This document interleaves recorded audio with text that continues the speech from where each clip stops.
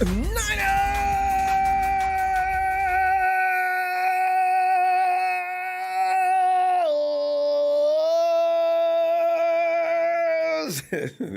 If you know, this season, right? This offseason, did you expect all this?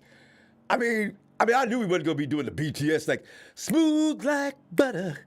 That was never going to happen. But we're not concerned. The time has come. Deebo Samuel. And there's other things, too. You can touch upon those. I'm trying to realize life without Deebo. I don't care how many draft picks you get for him, which the Jets and probably others are contemplating. Would you categorize Deebo Samuel as a generational player? I don't see any other Deebos in the league. You know what I'm saying? So I didn't see any other George Kittles. When people start talking about trade George Kittle, no, what? Deebo Samuel, what? No, I don't care about a first round. If anybody comes in the chat tonight and you're one of the people that follows those exchanges when people give up premier players for first round picks, please enlighten on if any of them those picks that the people pick up after losing a prime time player, how many of those first round picks that were garnered yielded another top player? These are just the kind of things I worry myself about. But what is Deebo worth to San Francisco? Niners find themselves in a precarious position that has developed over the course of a week. Last week, I missed a couple shows up.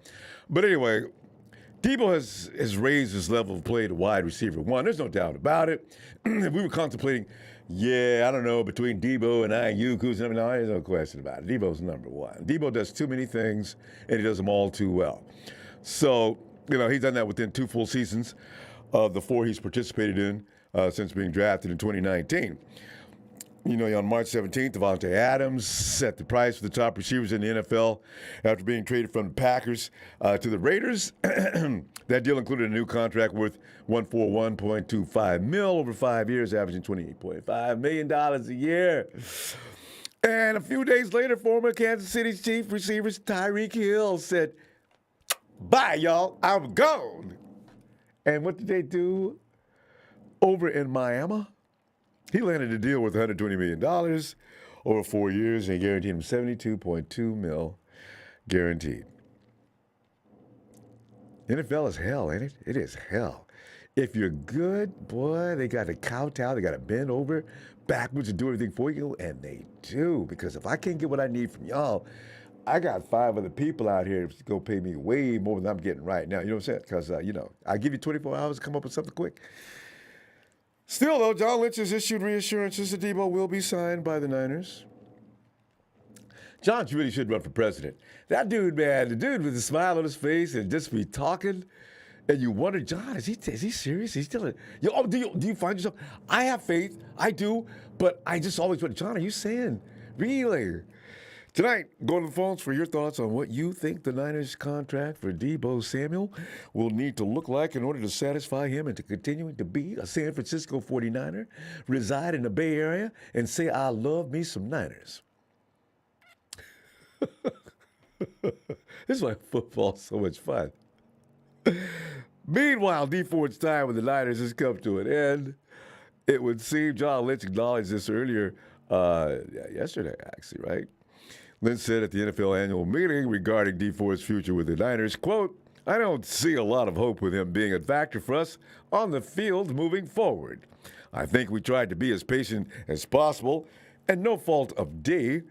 He just ran into a bad situation with his back where he couldn't get healthy," unquote. And we've been saying that for how long? So the 49ers are really a lenient organization. It doesn't really just kick people to the curb with a whole lot of ease, right? And granted, if D Ford would have worked out, a whole lot of problems would have been alleviated, John Lynch also believes Alex Mack will return to the 49ers for the 2022 season. Mack has not made an official decision, but John believes Mack will be back in Santa Clara once the offseason program begins. As you know, Alex just got married. He's all happy and on his vacation. He just doesn't want to commit to anything just quite yet because he knows he's a man in demand and he doesn't have to hurry up and tell anybody a damn thing. And he's not going to. He'll be back. You know, I bet so too. John said that Monday. Uh, we've had a really good communication. This is a quote from John. We've had a really good communication. He's training like he's coming back. Nobody does that unless they are. Training for an NFL or any professional sport is pure hell, and it probably hurts worse than anything you ever experienced in college and high school. He says, I won't speak for him, but all signs are him coming back and him being part of us, unquote. Come on back, Alex Mack, or else you're going to leave us in shambles. Please, Mack, please. And 49ers draft a center this year that has promise so we can work with Alex for a year, please. And the Niners are bringing back Ross Dwelley, re-signing him to a one-year deal per team press release. Dwelley has been with the Niners since he signed with the team as an undrafted free agent back in 2018. Terms of the contract have not been reported. Over the past 3 seasons, Dwelley has been one of the team's primary backups for George Kittle, who each and every year is going to go down. And Ross stepped in and filled that void pretty well. He wasn't George Kittle-like, but he did make sure that we didn't fall all the way off the cliff. So while Dwelley has received 17 career starts, the bulk of his contributions over his 60 career games has come on special teams. Ross has never appeared in less than 33% of the 49ers special team snaps in one season. He's a tough guy. Ross does not get hurt. You never hear about him aching. The boy's never even had a cold. Gotta appreciate that. Dwelley's resume reads 40 receptions, 401 receiving yards, and 4 receiving touchdowns in his career. The bulk of the production came in 2020 when Kittle was out for most of that season. Ross pulled down 19 receptions for 245 receiving yards. And Ross, I ain't got no problem bringing you back. I haven't said as much. Continuity is everything in this game, and actually any professional sport. When you got guys that can stay together for a long time, if they stay motivated, they're only going to get better. I like keeping things as they are for as long as possible. Ross, come on back. Thank you. And finally, the biggest buzz right now is the remarks Coach Shanahan made yesterday at the NFL annual owners meeting. You know what they were? Shanahan said trade talks involving Jimmy G have been delayed as he recovers from shoulder surgery in early March. You know about that already, right? Here's where things got crazy. Coach confirmed the Niners looked at potential Garoppolo deals with an eye toward moving Trey Lance into the starting role. But he wouldn't, I repeat, Kyle wouldn't confirm who would start if both quarterbacks remain on the roster to open the 2022 NFL season. This is what Kyle does. He did that all during last season.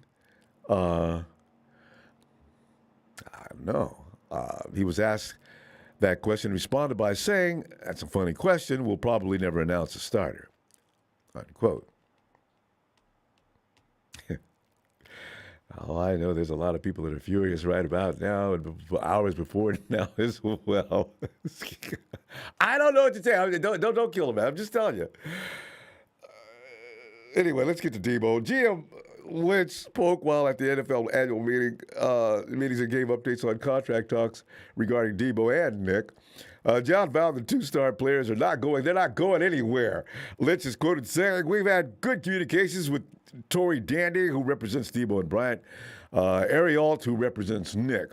We have a plan for each of those guys. We will keep those discussions private, but like I've long said, those guys are going to be a part of us for a long, long time. They're fantastic players. They are very much at the core of who we are, and they are fabulous players, fabulous people, and a big part of who we are," unquote. If I have a PR agency or something like that, I would definitely try my best to make sure that I can hire John Lynch. John Lynch gets up with a smile on his face. I have all the confidence in the world in John speaking. I don't doubt him for a minute until something goes south later. And I usually forget what John said. He's such a lovable guy. Deebo is set to enter the 4th and final season of his rookie contract, earning $3.9 million in base salary. What a bargain. Since being drafted in 2019, Deebo has developed into a key contributor on the Niners offense and has earned a big pay raise. I mean, huge pay raise. I wish they would have paid him in February. Tyreek Hill wouldn't have had his money yet, and Deebo would have been caught at a substantial amount of money, which he probably would have came back in the office and said, "Hey, wait a minute, y'all. I'm getting 22? No, I don't think so." Deebo, you signed the deal already. Anyway, Tyreek Hill recently became the NFL's highest-paid wide receiver when he signed a record 4-year contract worth $120 million with the Dolphins. Mike McDaniel, clown, betrayal. That deal set the table for Deebo to be set to earn something in the same neighborhood, and you know this. Lynch, as he always does, did not appear concerned about how Deebo's pay could impact the Niners' salary cap. In actuality, new deals with both stars players could affect the team's status in a positive manner. According to John Lynch, he went as far as to say it could bring the cap down. Get it. GTFOH. Really? Really? He goes on to say there's a number of different directions we could go there. But we're excited about the opportunity to have those guys with us for a long time, unquote. Still with a big smile on his face, and I feel he's telling me the truth. I do. Of course, the question is, could the 49ers make the contract math work even if Jimmy G remains on the roster in 2022? John responded to that with that same smile on his face. Anything is possible. Unquote. Fam, here's a threat when it comes to Deebo, reality of it all. You may have already noticed the Jets were all up in the T. Hill sweepstakes, but missed out on Mrs. Hill's baby boy. But that doesn't mean they're going to stop trying to upgrade at the wide receiver position this offseason. If the 49ers flinch, if they show anything but we're going to sign him right now, Robert Saleh, and who knows, Mike McDaniel and company may come at us with all they got. Can you imagine? I got Tyreek Hill and Deebo Samuel on my roster if I'm in Miami. Just mail it in. They won the AFC. It's over. According to ESPN's Rich Cimini, the Jets are keeping an eye on the situations of the Hawks, DK Metcalf, the Titans' A.J. Brown, and the Niners' Deebo Samuel. Today, your thoughts on the refreshed quarterback controversy that Jed York has actually endorsed with Jimmy and Trey. It's going to be a long, hot summer, I can see right now. Also, are you subscribing to John Lynch's Cool regarding both Deebo and Jimmy's situations as far as the financial concerns? And that includes Nick Bosa. Also, do you believe or do you fully comprehend what Kyle is saying about Jimmy G's future with the Niners? If you do, please explain that to all of us who are probably still in a perplexed state. Jersey 6, thanks, man. Yeah. I saw Mary.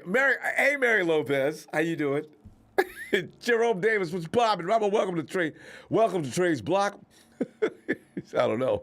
I think he's got a lot of neighbors. But Bomber T, sorry about last week, Ronbo. I had a couple of beers during last week's show. Bomber, did we talk? That's okay. Whatever it was. Oh, God. Oh, no, wait. I left it set up properly this time. Yeah, it's gonna be crazy this summer because, Kyle keeps talking out of one side of his mouth and doing something else. I have no idea what he's thinking. Why won't he just go ahead and say it? Trey is quarterback one. He refuses to do it. So what does that leave you to believe? I don't know. I refuse to make any more comments about that for now. Hey, yo, T-Flow. Yo, what up, Ronbo? How's it going? Hey, Ronbo. Hi, Allie. T-Flow, man, we're just sitting here looking at the stuff to prove. T-Flow, as soon as it gets fully time to put on the shorts and sandals, it's gonna be hotter this summer than usual. You know what I'm saying? Because I'm looking at the fact that I can't understand where they get the money to pay these people, but they seem to be doing what they want to do. But Deebo's gonna be expensive. I don't know. T-Flow, start with that. What do you pay Deebo? What do you think will keep him in San Francisco? What is fair? Well, basically, it all depends on. I wouldn't pay him until after the season because his contract expires. Well, after the season, next year it's going to expire, like around this time. Yeah. But the thing is, because I would tell his agent, look, you only had 1 year productive. All right, this year was one of the best years. At least, because Super Bowl year was pretty solid, right? Especially after week 7. He was solid. But don't forget, he still had injuries. His rookie year, right? He still had injury. He hasn't played a full 16 games. Yeah, well, he hasn't. Right? Yeah, that's true. Last season, he also played running back. So what market you going to be? Because if he's going to be like probably like using the same doing the same techniques this year, chances of him getting injury is high. Well, so that's not promised. Of him getting injury. We don't. Kyle hasn't. Kyle hasn't said anything yet about what he's going to do with Deebo as far as running back. But Yeah, but what did he said? He said he's a wide back. That's what Deebo said. He's going to use it more than one way. Deebo said. I believe. Yeah, exactly. Right. So I wouldn't put him as one of the one that kind of messed it up was who was it? The Jags signing what's his name from Christian Kirk, with giving him all that. So it has to be above what Christian Kirk's getting, at least 19, 20 mil a year. But above that, I don't see him doing it just because he's also a running back, where basically running backs usually lose a lot of years in their legs. Tifo, would you use that argument with the agent? Agent's sitting there, and I'm giving him negatives about why I don't want to pay Deebo that amount of money. They're going to walk on you. You know that. You got to come up with something kind of appealing and at the same time make sense. But you got to stay away from any kind of weakness you think Deebo has, because he's sitting here, the agent's sitting there, he's saying, listen, nobody's going to worry about that. I can get 29 for Deebo right now. You guys can have Deebo because he wants to stay here. But what you need to know is this. You can give him 27, 28, but you better load up that incentive package that he goes well over 30. And if I'm the agent, that's what I would do. Because I would listen, that argument about him getting hurt or not having played a full season, I'd have to listen to that. But I would counter with this. I would counter with this 28, 29, 30. That's what you want. He only had one good year out of 4 years, right? The ones that have done it has been consistently been doing it for more than just more than just 1 year. Yeah, and they are going to go that route. I agree. They're probably going to do that. Because the agent, I'll be like, look, I would give you 19 more than Christian Kirk because he had because Deebo finally cracked his first time doing 1,000 yards, got his Pro Bowl, and got his All Pro. But now I'm gonna give him 20 mil a year with incentives. If he plays a full 16, that's another incentive. No, or actually 17. Yeah. He scores this amount of touchdowns. This incentives where basically he can get a total of up to 27 million. Right. But average, he's not going to get no 28, 29 because, one, he hasn't had a full season or where a career where he can stay healthy a full season, not being injured. Good point. Right, and not only that, he's not 20, 24, 23. He's still at 26, right? 26, 27. Well, see, that works against us too, because he's going to think his career hasn't got a long time left, and he's going to want to get the big payday now. Tifo, exactly. Get the big. You got to be careful of it. And keep in mind, you don't want that agent to get up and say, "Okay, well, we'll just wait till next year and come back and revisit this whole situation." That's what you're trying to avoid, though, because if they get into a situation more, and he has a good season, you can avoid it too. But it's called this, right? I would tell the agent, look, what has he deserved during his 4 years, going on 5 years, that he deserves this contract? Yeah, what guarantees? What guarantees you can tell me he can do it? Because so far he only had one good year out of 4. Well, see, in football players, what do you think? You can't say Tyreek is going to have a great year. You can't say whether he's not going to get injured or not. It's football. But Devante, look what Devante and Tyreek Hill has been doing ever since they got in the league. That's true. They've been dominating. You can't predict the future in that fashion and make it appeal in that kind of an argument. You know what I mean? Because if I tell you that, but you can because it's a legitimate concern. I agree. But statistics show, men lie, women lie, but numbers don't. Statistically seen that you can't play a full season. Statistics shown. Yeah. Right? Now you playing a white back. Statistics also show you get more injured. Yeah. When you play running back, especially in the 49ers system. But you got all the running backs get injured. Tifo, you got to butter this guy up though. He doesn't want to hear about that. Oh yeah, you have to butter him, but then again, it's like do it. Show me, prove me this year he can stay healthy.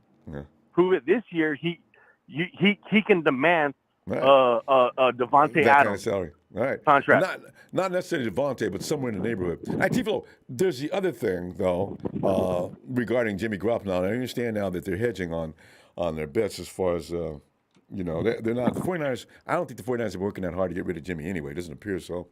I'm And pretty now, sure they are, but the thing is, they're the only team that puts Jimmy in a high pedestal. The rest of the league doesn't see give a love like the way Kyle Shanahan does with Jimmy, sure. right? So basically, they just played themselves big time, because of John Lynch saying that he's worth 2 first rounds. You should have just got anything you can from him just being injury prone. Hasn't played 1 full year ever since he's been in the league. Even when he was a part timer with Pittsburgh, with the Patriots, he was always injured. He had a chance to take over. They denied getting any trade deals, although that doesn't necessarily mean just because they said it. I don't know if it's true or not, but they did deny that they've been fielding any trade deals. I could have swore John said that a month ago, which is very strange. Yeah, because think about it. A team has to pay $27 million for just for him to get him, right? And that's just a 1 year, right? So you got to find a team, all right? What is Jimmy going to be? Is he going to be a starter or is he going to be a bridge quarterback? Because if he's going to be a bridge quarterback, he's not going to get paid nowhere near the $27 million annually he's going to get. You hit it right on the nail. That salary in the 49, it's just, Tifo, this is why I wonder what are the Niners really doing with Jimmy Garoppolo. Because you know damn well nobody's going to trade for Jimmy Garoppolo coming off that surgical procedure, pay him $27 million and give you draft picks, and now I got to rework a deal for him the next year, or the 49ers are talking about working a deal for him, or somebody said the 49ers might work a deal for him now, make him more tradable. No matter what, it's a sticky, uncomfortable, nasty situation. No GM, and I knew this a month or two ago. Nobody pick up Jimmy G. There's too much luggage. So, What I find out funny about is I don't know why the fans know about it, but the people who run in the office don't know about it. Because you got to understand that's $27 million for 1 year. I know. And if you can't get them, and if you can't get them, you gotta cut bait. I'm sorry, there's players. That's $27 million free cap. Yeah, this is the part they've told, and it's not actually going to lose 7, but that's the part everybody's talking about. Tifo, we ran out of time. I'll tell you what. I think I'll come back tomorrow. Let's see what else develops between now and then. Looking for you and Allie. Right. Check it out.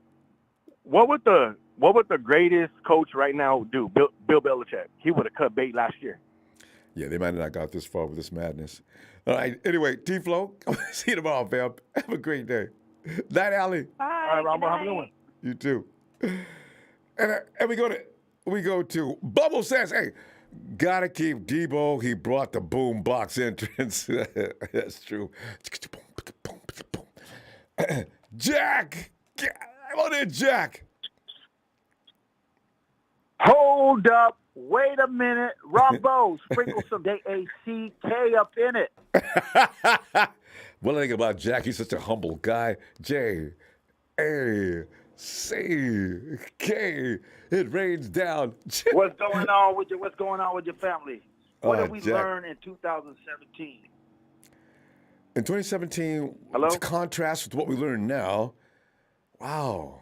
What did we learn in 2017? Don't you ever talk about Jack's draft pick, Jamal Adams, because I'll slap you in the face like I did to Go Hard and made him look stupid live on Ronbo Sports 5 years ago today. Okay? I thought you were going to say Will Smith. I thought you were going to say like Will Smith smacked down on Chris. What did we learn this week? Don't you dare talk about Jada Pinkett because you will get Chris Rock. You know what I'm saying? So thanks for beating me to that punch. But also we learned this week is don't you dare mess with the wide receiver, mine and Rombo's favorite position, because they will slap you in the face. Now, look at everybody one by one chipping away. Now, Deebo wants some of that bag, but you know what? We ain't that dumb. Parag Marathi's probably chilling in Mumbai with his badass wife and having a great time on the beach while, they're saying, okay, he's with a cigar right now. John Lynch is saying, well, Deebo's out over here. He's about to smack me in and treat me like Chris Rock. But Parag is saying, look, chill. Once they get injured, if they get injured midway through the season, hopefully not, but if something happens, then we negotiate contracts. He's not dumb, Ronbo. You feel me? I think. I So mean, I think everybody agrees with that part. You don't know what to pay him because you don't know how long he's going to last. exactly my point, man. So pump the brakes on that right now. We ain't, we got a great franchise, great front office as far as that goes, contract situations goes. You know what I'm saying? So I'm not even worried about that. But Deebo does deserve to get paid before John Lynch gets Chris Rock. You know what I'm saying? We don't want that, man. Don't you ever talk about Jada Pinkett, goddamn. but Jack, where do you start with open the bidding at what? Because I'd start low. I'd come in ridiculously low. I'd get, all right, 19.5. And they would laugh and walk out of the room. I know that. When it got back, I'd bring it back to a number where I know is reasonable. All right, 23. Now, hopefully they're not going to laugh. And I start loading it up with something that saves my cap, motivates Deebo, and I got an out if he gets crashed in the middle of the season. Because they're going to ask for the same thing Jimmy got with that $7 million injury addition. Or at least they're going to try. Yeah, so basically you just go with the flow as we've been doing with this situation. We know everything's going berserk right now. Right at this second, with Devante and Tyreek going to Miami, everybody's losing their damn mind. And midway through the season, they're going to forget about that. We need Jimmy G to go. Don't you think we want a Tyrann Mathieu Honey Badger, coming down and chipping away with our defense? Of course we want to get rid of Jimmy G. You know what I'm saying? We want to get rid of Jimmy G. You know what I'm saying? But we're not going to just fold. You know what I'm saying? They're playing the cards right. They're playing the card. And like I told you guys, when we lost against the Rams on championship day, not too long ago, I told you that Jimmy G will be traded on draft day. And you was like, oh, hopefully it'll be a lot sooner than that. But, with all this stuff, somehow I feel like I'm going to stick to it, and the tape don't lie, that we will be traded on draft day. Because you know what? John Lynch is that type of dude where he gets happy feet. So, I mean, I'll stick into it, man. I'll stick it to that. And it's going to be one exciting draft. Just stay tuned and watch out, man. Tune in because, just like we got Reuben Foster, you know what I'm saying? He gets happy feet. John wants is all about, you know what I'm saying, how can I get back into the first round? And, he gets all excited and stuff. So yeah, I can't wait to see what happens. Trade back up. How many times have we done that? Yeah. The thing is, Jackie, draft night it's almost as if we're a rehearse. Draft night's too early, though. Jimmy's still recovering. What am I going to give you? And what are the 49ers going to take? Because they're seeing, the 49ers are making it sound like, he's too valuable to give away for nothing. We're not cutting him. We're going to, and I know it's the rhetoric is in order to debate the hook. But, I mean, the thing is, I think they're serious about they're not going to cut him, and they're not going to give him away for cheap. At least that's the bluff right now, right? If you're playing your poker hand, you hold that face. Because the draft night, it comes and somebody says, I'll give you a 5th-round pick.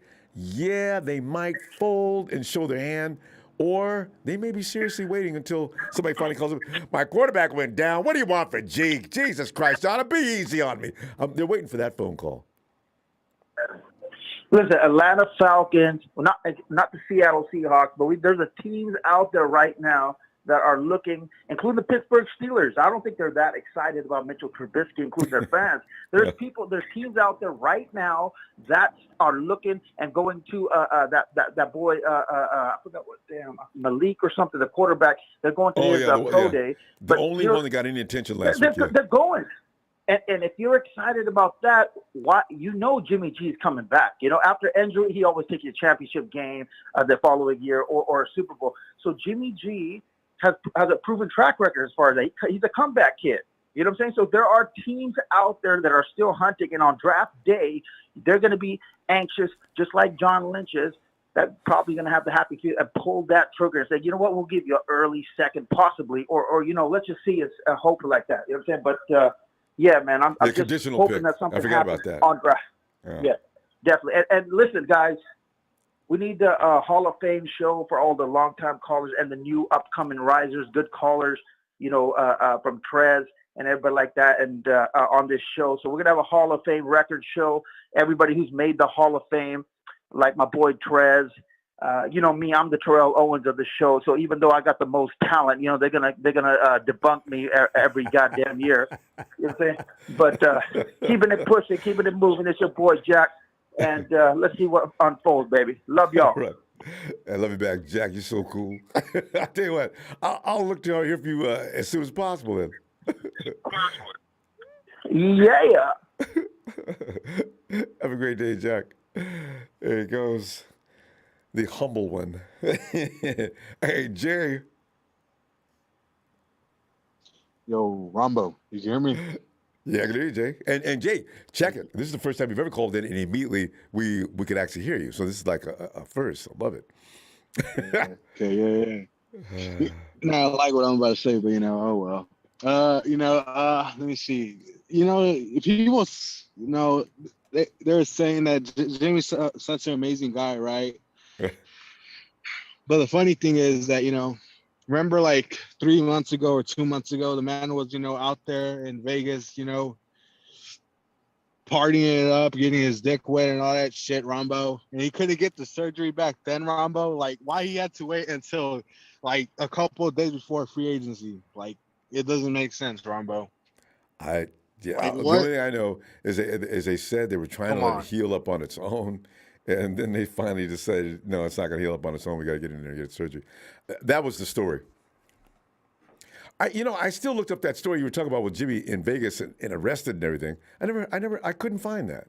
Put a link up on Twitter. I was capping about that. I'm like, what? You just said it again. Yeah, I never said that. What? You just now said he was in Vegas. Okay, anyway. But he was in Vegas. He was in Vegas partying with Kittle and all them. Oh, well, no. Oh, that's right. The teammates party. Yes. Yeah. Okay. Okay. Well, about what's it called, paying Deebo. Like, honestly, I'm gonna offend a lot of people, but Deebo ain't an amazing wide receiver. He's a good all-around weapon, but he ain't no good wide receiver. He has he be dropping the ball a lot. And his hands are not that good, to be honest with you. I mean, they're good, but not like he still drops balls. And what's it called?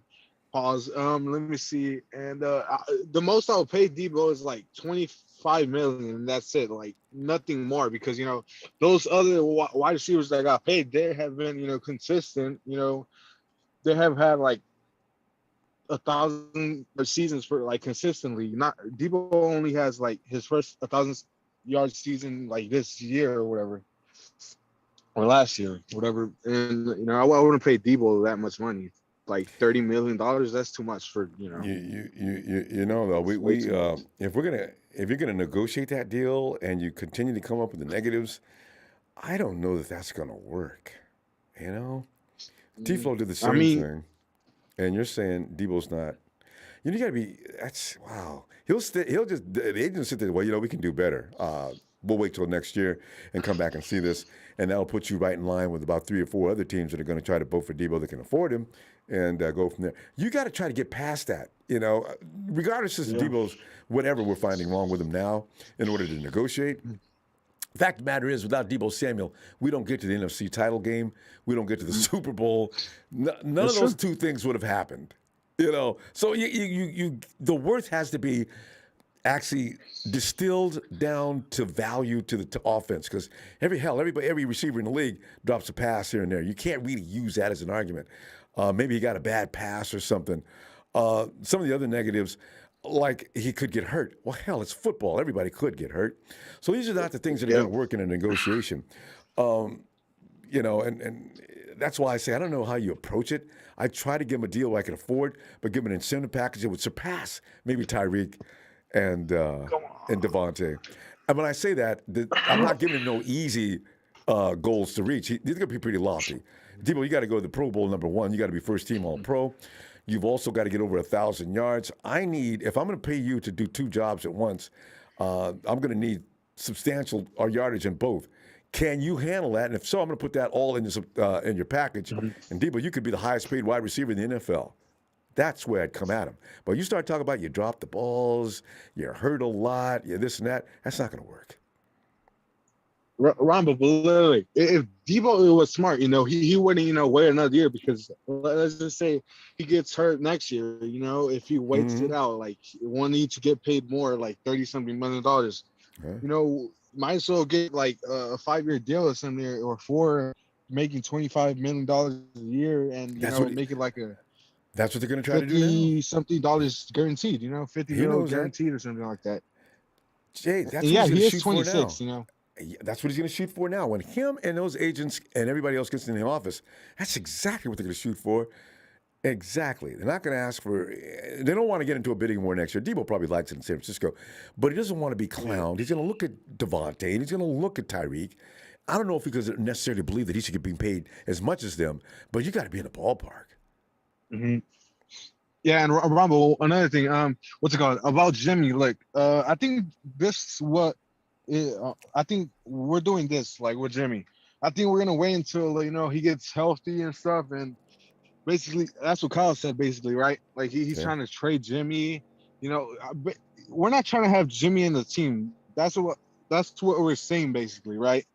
We're just trying to get him healthy, and then if no one wants to trade for him, I think we're just gonna cut the guy, and then get like the $25 million guaranteed back from us. Because if Jimmy's healthy, we get the full money back. Like we don't got to pay him $7 million. Yeah. Pretty sure well, if it comes down to money, and that's the only thing that's gonna be the catalyst behind that move. Yeah, you're right. That's what you do.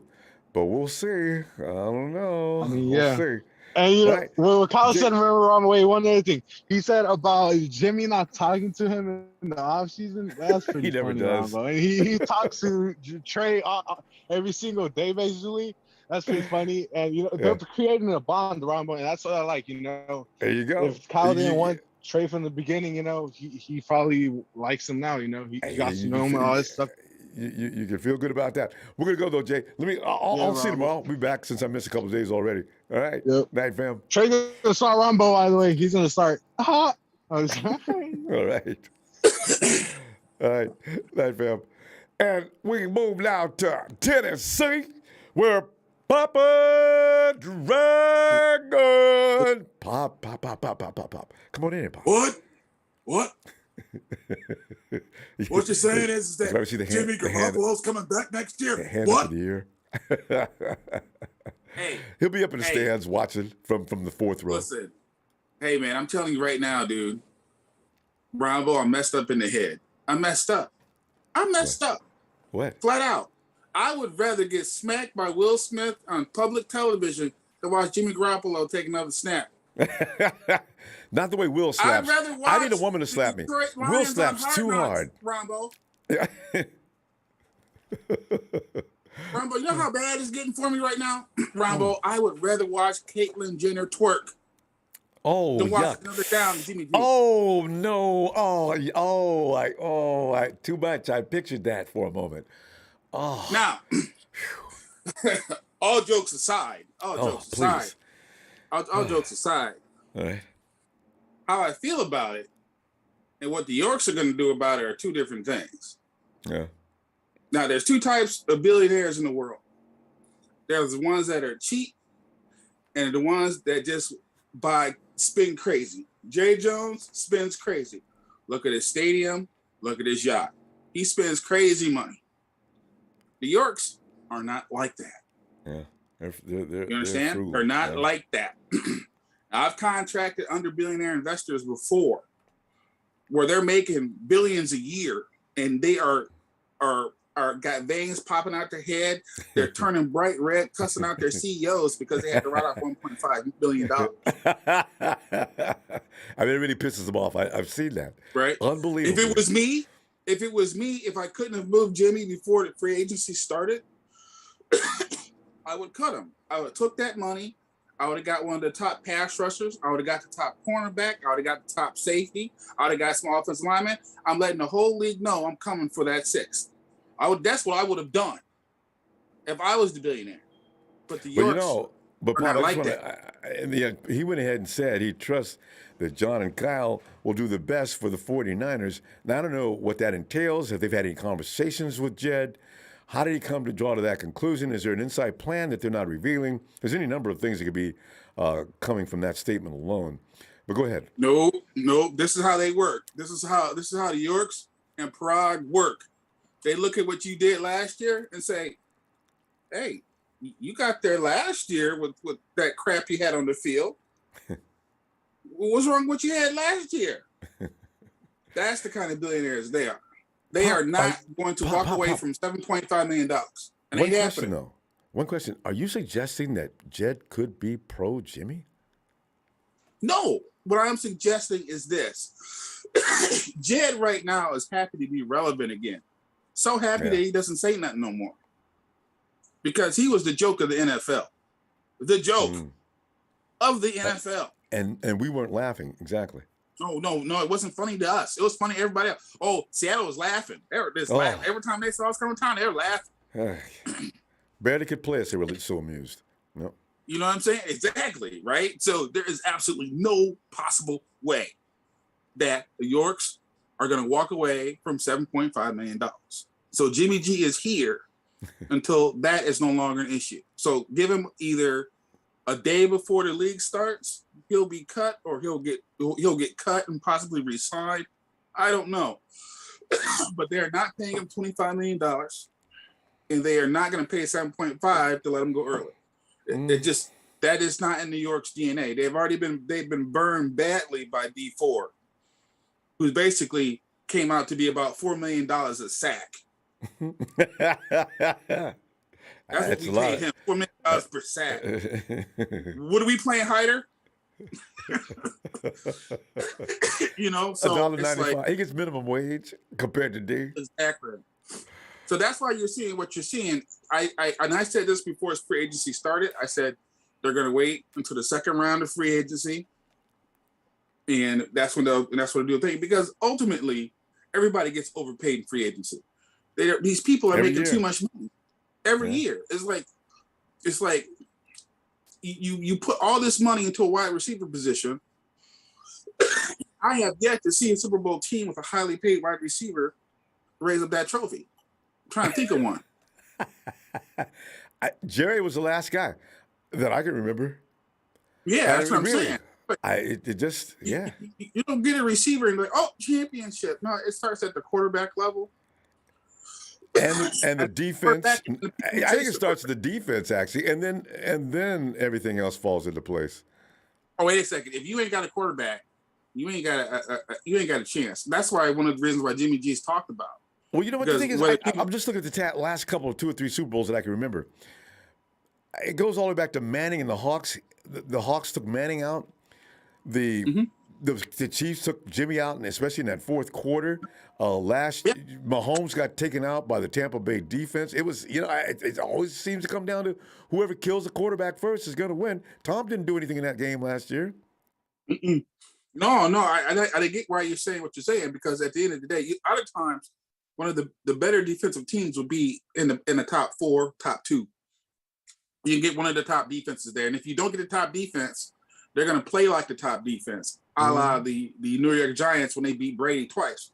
Yep. I never saw a defensive line come off the ball like that in my life. That was insane. That wins every time. That's what I'm saying. So it's quarterbacks and the people who chase the quarterbacks. That's why Nick Bosa is going to get it back. Now, should Deebo get it back is the question. And the answer is yes. Just don't let Parag negotiate the contract. We don't have anybody else. I'm just saying. They need to bring in a consultant. They need to bring in the Rams guy, because they got to pay him. Rams fans are going to love that. Don't even start. Look at those guys. But you know what? Well, Jed's got to trust them. Visible incentives here in the contract. They're invisible, but they're incentives that you can reach. Yeah, so essentially what happens, if you hit this milestone here, we're going to pay you in bitches. Yes. And then and they'll just show up one at a time for massages. And over here, we have some more invisible incentives. All the PlayStations you want. What? It's invisible incentive time. They got to figure out what Deebo, here's the problem. Here's the messed up part is, I don't think Deebo cares that much about the money. That's going to be his agent. I think no matter how much money Deebo makes, he's still going to ride the same bicycle around the neighborhood and stash chains. I just think that's the kind of guy he is. He's not that aloof. I mean people are like, hey, wait a second, Papa. He's walking around with a solid gold boombox. I don't think he's. I think and chains that you could buy a car for, You know what Right. though? Now that he's got a family, he may not be so aloof about his finances and his future. I don't Yeah, know. That's that'd gotta help be. him. But I'm telling you right now, I'm gonna say he's gonna get like 29.5 million a year. You If that's think what it's so? gonna look like. Yeah, that's what it's gonna That'll look work. like. I'm just saying that's what it's gonna look like. It's gonna look like that, but in reality, it'll probably be like, 3 million the first year, 16 the second year, 18 the next year, and They're gonna- 19 the next year, and then 20 the next year, and then oops, sorry, we traded you. It's gonna be something like that. Yeah, and that gives him an out. If the agent goes for Yeah. that, it'd be interesting. Bob, great stuff as usual. I'm going to tell you what, I'll be back tomorrow. And this time I'm not playing. I will be back tomorrow. The other day got crazy. Listen, Ronbo, I'm going to go insane if Garoppolo is back starting for the 49ers. I will be at the strip club watching Caitlyn Jenner. Listen, you gotta film and post it. Nobody's gonna buy it. Just post it 30 seconds. Not any more than that. Nobody can take any more than that. What? What in the hell are you trying to be a woman for? You're a flat ass. And then I would kick him in the stomach and then stun him right there on the stripper stage. You bring George Kittle with you. All right, Bob. I see All right, you man, take it easy. All right, hey, like and subscribe to Ronbo Sports. And Chris Rock, smack that like button. Thanks, Bob. Good night. All right. If 49 Brian says, Ronbo, I love you, and the faithful today is my 49th. Wow, 49th birthday. How significant is that? 49 like the best team on the planet. Quest for 6 coming up. Can I get a birthday song shout out? As I wind up to say, happy birthday to 49 Brian. Happy birthday. It's number lucky 49. Happy Niners birthday, dear Brian. Happy Niners!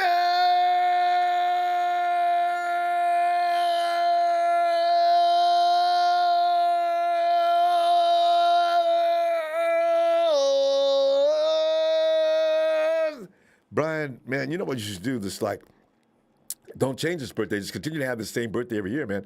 I mean, how cool is that? Happy birthday, Brian. Thanks for that contribution as well. Let's go. Oh, hey, Sean. What's up, Sean? What up, though, Ronbo? Sean, Hey, it's been rough. Sean, listen, Sean. I thought about you the other day as I was watching the ESPN highlight reel, and your team seems to be dominating in basketball, man. You know what I'm saying? Yeah. Yeah, so you should be happy. I'm not a Suns fan. Yeah. Well, it's better than being right now. I'm It's a better than being Lakers a Cards fan, fan, right? Are you I'm a Laker Laker too? fan. Yeah, I'm a they Laker. call us all bandwagoners, but I haven't said anything about the Lakers this year because I never did want LeBron James to come over there in the first place. But anyway, No. Sean, what are you thinking here, man? I mean, We signed a guy named. Do you know a guy named Will Hernandez? Baseball player. No, he played for the Giants. The guard. Oh, that guard. Yeah, that Will Hernandez. He benched 225 37 times, Rombo. And I'm not surprised. Guys like that, those linemen, I'd like to see the strongest lineman in the league and what he can do. 37 is ridiculous, but still. This man is reuniting with his former offensive line coach, Sean Kugler. He's going to be the best, whatever guard he is. He's going to dominate. We'll put him at left tackle, and he's going to dominate Nick Bosa and the rest of your stupid defensive line. Terry Hyder is going to get no stats, is going to get panted 8 different times by one Will Hernandez, and the Cardinals are winning the Super Bowl this year in Arizona. Sean, let me inform you upon this. Here's the truth about that. He's too slow to stop Nick. There's been guys more talented Then we'll than put Will. DJ Humphries on him. I think that'd be the best idea because Will may be able to stonewall, but he ain't gonna be able to stop him. Or what we do? What? Or what we do is we put Kyler moves to left tackle. Wait, He's a who? little quick. He puts on like 80 pounds of muscle. And then we moved him to left tackle. You said and we Kyler, didn't put you? him Man, Huh? y'all gonna win 10 games and then lose in the playoffs like last year. Get the hell out of here. Hey, Sean, That's you know what? hey. Sean, you not need to like you address guys- that. You know what, Sean? Thing is, you've had a premier team last year. You started off the season just wearing the league out. You scared the bejesus and out they of me. went straight to Boo Boo. Cardinals ain't nothing. They ain't never gonna match nothing either. The Rams, at Hey, least it the wasn't Rams like have a little we- more respect over Hey, y'all. what were you guys saying when we beat no. you guys this last year, 2 games? Well, that was We special. lost to y'all. I'll give y'all that. Hey, that It don't matter. wasn't lucky. Y'all That was ain't got just no Super Bowl all ring. skill. 100% skill, 0% luck. Kyler dominated. No, Trey Sean. was Still over luck. was Hey, horrible. At the end of the day, you still don't have a ring, and you're not gonna get any. Not anyone. Not with Cliff Kingsbury as your head coach. If that's all your head coach, you're not gonna get. And Sean At agrees. the end of the day, I don't agree. I Murray think don't Cliff even want will to be get the Murray I doesn't think even Cliff want will to get a Murray ring this doesn't year. even want to be Hey, the quarterback for once that we team get a anymore. ring, it'll be just like last year. If you get a You guys ring, were in the NFC your thing is if you Championship get a ring, against the then we can Rams. talk. It'll be Cardinals, 49ers in the NFC Championship, and we'll beat you guys by 45 points. That's not gonna happen even on a bad day. 49ers That kingdom would even happen will on a fall bad to day. the ground, and Sean, you guys then will are try. you serious glad right you now? have high hopes. 45-point whipping? I'm glad you have high hopes. 45 Hey, Ronbo, they points. can beat us by The 40, and they're 49ers, still not gonna get a Super Bowl ring. Niners So it don't kingdom even matter. is going to fall to the ground, and then you guys will be wondering, Sean, maybe I should have picked we'd Kenny have to Pickett. play. They'd have to start. Maybe I should have picked Kenny Pickett in the draft. Maybe he's a better Sean. quarterback than both your quarterbacks in the starting Oh, line. Even with Sean. half-ass Jimmy, y'all still can't beat us on a bad Yeah, day. that's Jimmy too G much. couldn't run as faster than Kyler on his off day. Let's get real. Like, he No, he couldn't have a can't better because he's game not a than runner. You're Kyler right. Murray He can't. on his off Jimmy day. doesn't run. Sean, in order Cliff to beat the Kingsbury 49ers on the by Patriots had a better 45 career than Jimmy points. G. Sean, Cliff you'd have to Kingsbury start at on the 5 o'clock in Patriots the had a better morning career than what up, and Ronbo? play. In order to beat the 49ers by that kind of score, we'd have to start that game at 5 a.m. And that game wouldn't end until, if it started on that's Sunday, it what's wouldn't happened. end It's until gonna Tuesday happen. afternoon. Once this season comes around, and once we are the first 17-0 team or 18-0 team in the NFL, and we go to the playoffs, and we see you guys in the NFC Championship, Sean, Cliff Sean, Kingsbury was the best quarterback for New England. Sean, you know Then what? Jimmy Sean, we got to go. I'm glad to hear your condition has gotten better, but the medication has caused you to think in a very bizarre fashion. Listen, tell him to tone down the dosage. It's not medication. He's just delusional. Let's see you. Hey, Sean, hey. I got to go, Sean. We got to go. I'm going to see you tomorrow, okay? Good night, Sean. You got to love the kid. He's hilarious. And it's Smitty. Hey, Smitty, come on in. What's up, Ronbo? First of all, you're as hard to get a hold of as Jimmy G. Like Yeah, well, I've been trying to contact you, Ronbo, to come on the quad box, and you're evading me like Jimmy G's evading. But Smitty, you Kyle and notice Lynch. I've not been on the air at all. I've been like tied up with some responsibilities. I'm having a hell of a time getting out of. So right now my schedule's erratic. I can't make any promises to you, even if I did contact. I just can't. I keep getting nailed into things that are really out of my control. But yeah, I want to I mean, you know RSF 49ers Raj, right? Yeah, of course, known him for a long time. Yeah. So that's the show that I'm trying to get you on. It's called the Quad Box. It's me. Right. It's RSF 49ers. Yeah. It's C-Mac and Vlad. It's the Quad Box show. And we want to get you on, not to attack you about Jimmy G or anything like that. We really respect. And it's fine if you do. I'm not that sensitive with Jimmy. All I do is just reflect exactly what is probably the truth. And beyond that, I don't get real emotional about it or personal. I just tell you what he does and what's accomplished and everything. But anyway, go ahead, finish your point. Yeah, I was just going to say, I had specific instructions from Raj right now to say, get a commitment from him to come on our show. And don't take no for an answer. So I'm here on direct orders from RSF 49ers. But I also want to say that I haven't been watching the whole entire show, so I apologize if you've already told me, but you can't possibly be behind this keeping Jimmy G situation, right? No, I actually am. To be honest, I like that idea. See, Smitty, Ronbo. the only reason I say that is because I like what we've been doing.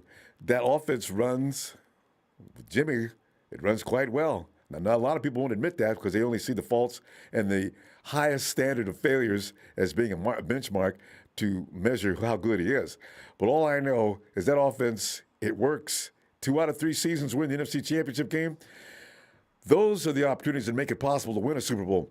If that doesn't happen next year, I really worry about the fan base and everybody else because that means we took a step back instead of a step forward. And by the way, Smitty, you've got people already saying we can afford to go a couple of years of losing just to get where we want to be. And I see that's the kind of thinking that really frightens me. I hope that the 49ers do make the decision to get rid of Jimmy and they do believe in Trey. We got to keep winning, Smitty. That's the only thing I mean. Let me tell you something, Ronbo. This kid, Trey Lance, first of all, I don't think Jimmy G is even in the top 32 quarterbacks in the NFL. And I know that's going to shock. I know it's going to shock you. Well, no, it's not because he does beat all 32, except for maybe 2 and when he's healthy. Ronbo, come on. Wins. Ronbo, the come team on. wins. I'm just going by the facts. Come on. What? You can't possibly think he's even in the top 10. I don't care about that. All I care about is the NFC Championship game and the possibility to win the Super Bowl. But he's been in for the last 2 out of 3 years. But let me ask you this: Do you think it's possible, Ronbo, that it has nothing to do with Jimmy G? That if Jimmy G was replaced by Trey, you'd actually win the Super Bowl? I feel like it's like Jimmy G's like the last kid picked on a winning team, and he's coming along for the ride, and everybody keeps acknowledging that he's part of why the team's winning. He's part of why the team can't finish.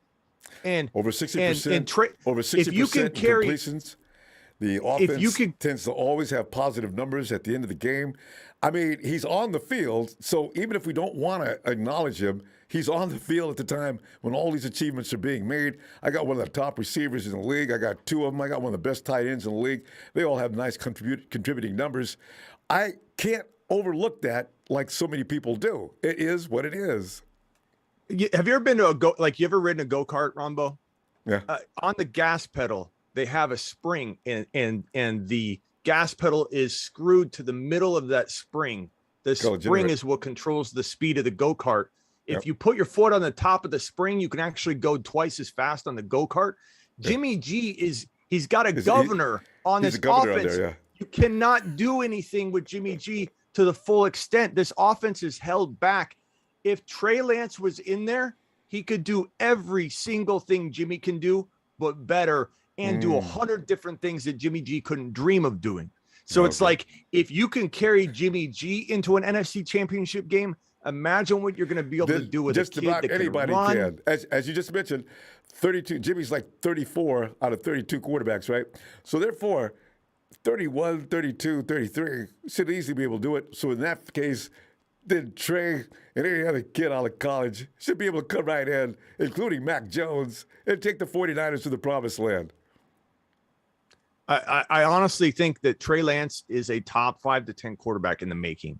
And anybody that thinks he should sit out his sophomore year are the same people that probably said maybe don't put Mahomes in during his sophomore year. He's not ready. Well, no one's ready until they get shoved into battle. And what we do know is everything we've seen out of Trey Lance when he's been on the field, he's delivered. Like as a rookie, in the second half of any game he played, he learned and got better. And if anybody sees him on the field and doesn't see a better talent, a guy that can extend plays, get the ball in Deebo's hand in different ways. This guy had he had 42 touchdowns in college, 28 passing, 14 rushing, 0 INTs. Jerry Rice Award winner, Walter Payton Award winner. This kid's elusive. And it's crazy to me that people don't see the Mahomes potential situation here. Alex Smith, Jimmy G. Oh my God, keep Mahomes off the field. Let's roll with Alex Smith again. Like it's the same thing. And there's a reason were nobody people wants saying- to trade for Jimmy G. He's were hurt too. people He's saying hurt, that? Rombo. Yeah, I won't argue that. Jimmy does get hurt at exactly the wrong time. If he doesn't get hurt, Smitty, this conversation we're having right now wouldn't happen. They would have won the Super Bowl. And Jimmy beats the Rams on his sleep. He was hurt. His left tackle was hurt. That doesn't happen, Smitty. Jimmy wins, and all those who doubt him wouldn't have any ammunition for this attack that's currently in place. You know, I don't disagree with you that if the team had won, he'd still be in a starting role, which would be a mistake, Rombo, because you've been settling for what's working and not what could be better. This whole mentality of don't fix what's not broken is a scared mentality, in my opinion, because you have a rising star. Rombo, you got to crap or get off the pot. You took him 3 overall. Accident. Yeah. Number 3 overall. Like, at what point do you say time to move all in, chips all in? Otherwise, you're saying we screwed up. We shouldn't have done it. You know like it. The hesitancy by the 49ers is questionable, and I do wonder what is going on with that. They should have been trying to get rid of Jimmy as fast as possible if he's anywhere near what you believe he is, Smitty. This is why I'm saying I don't know what's going on in that camp or what's going on with the conversations they're having, but the 49ers are hedging, and they should have been getting rid of Jimmy with more energy and enthusiasm than they are right now. But we're going to find out. But Smitty, I tell you what, I can't wait to get a Yai show, actually. You know what I'm saying? So let's try. I can't get away this week for sure because I don't even know if I'll be here tomorrow. I'm trying to be here tomorrow. I'm pretty sure I'm going to, but I don't know. I can't give you a promise for another week or two. Can you guys stand it? Because we got a long time now in preseason. Preseason. We'll take what we can get, Rombo. I know Raj wants to have you on. He talks about you and him being the OGs. Raj and I, we go back way back. Yeah. Right. So he definitely wants to have you on. You could do it from a cell phone even. Like, I'll give you a link. You could jump on, even if it's for 10 minutes or whatever. But just let me know. I emailed you, so I'll email you one more time. Just let me know what works for you. But we're live every Thursday. Every Thursday? We're live on Instagram every night. But the YouTube show, we're live every Thursday. Thursdays. Okay. All right. I will respond. I promise you that. Okay. Give you a better time. All right. Hey, tell Raj I said hi. Yeah, and just so you know, when you start hearing it later, you see it in the chat sometimes. The coin phrase coming out of the quad box is Trey Lance, king of the NFC. Okay, just want you to know. Okay, thanks, Smitty. Rombo, see you later. All right, Smitty. Have a great day. Have a great evening. You too. And also, this says Jimmy the quarterback. Most time people say that equals win, but when Jimmy wins, he didn't do nothing. I'm about to stand up like Will Smith. Also, thanks for the contribution. And in fact, I honestly hope everybody's right. I hope Jimmy has nothing to do with the 49ers winning ball games. I really do. That means any substantial quarterback can keep us winning. My bottom line is I do not want to go back to pre-2017 times where we're getting our butt handed to us each and every week. Since he's been there, 2 out of 3 championships, hell, we haven't been able to do that for a long time.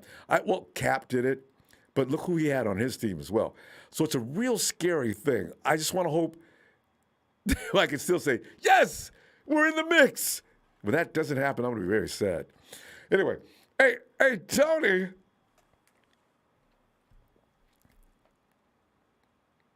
Tony.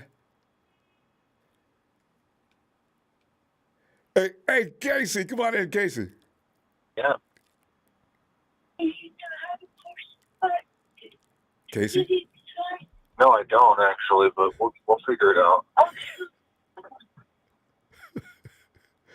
You okay, Lisa? You okay?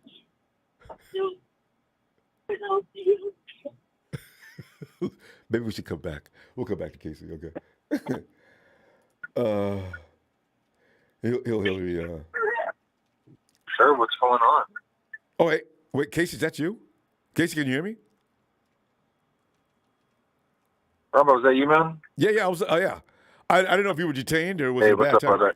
Hey, Casey. No, I got a passenger right now, man. Can you come back to me in like 5 minutes? No, yeah, we could do that. We can do no problem. I just want to make sure. Thanks, I was moving. Okay.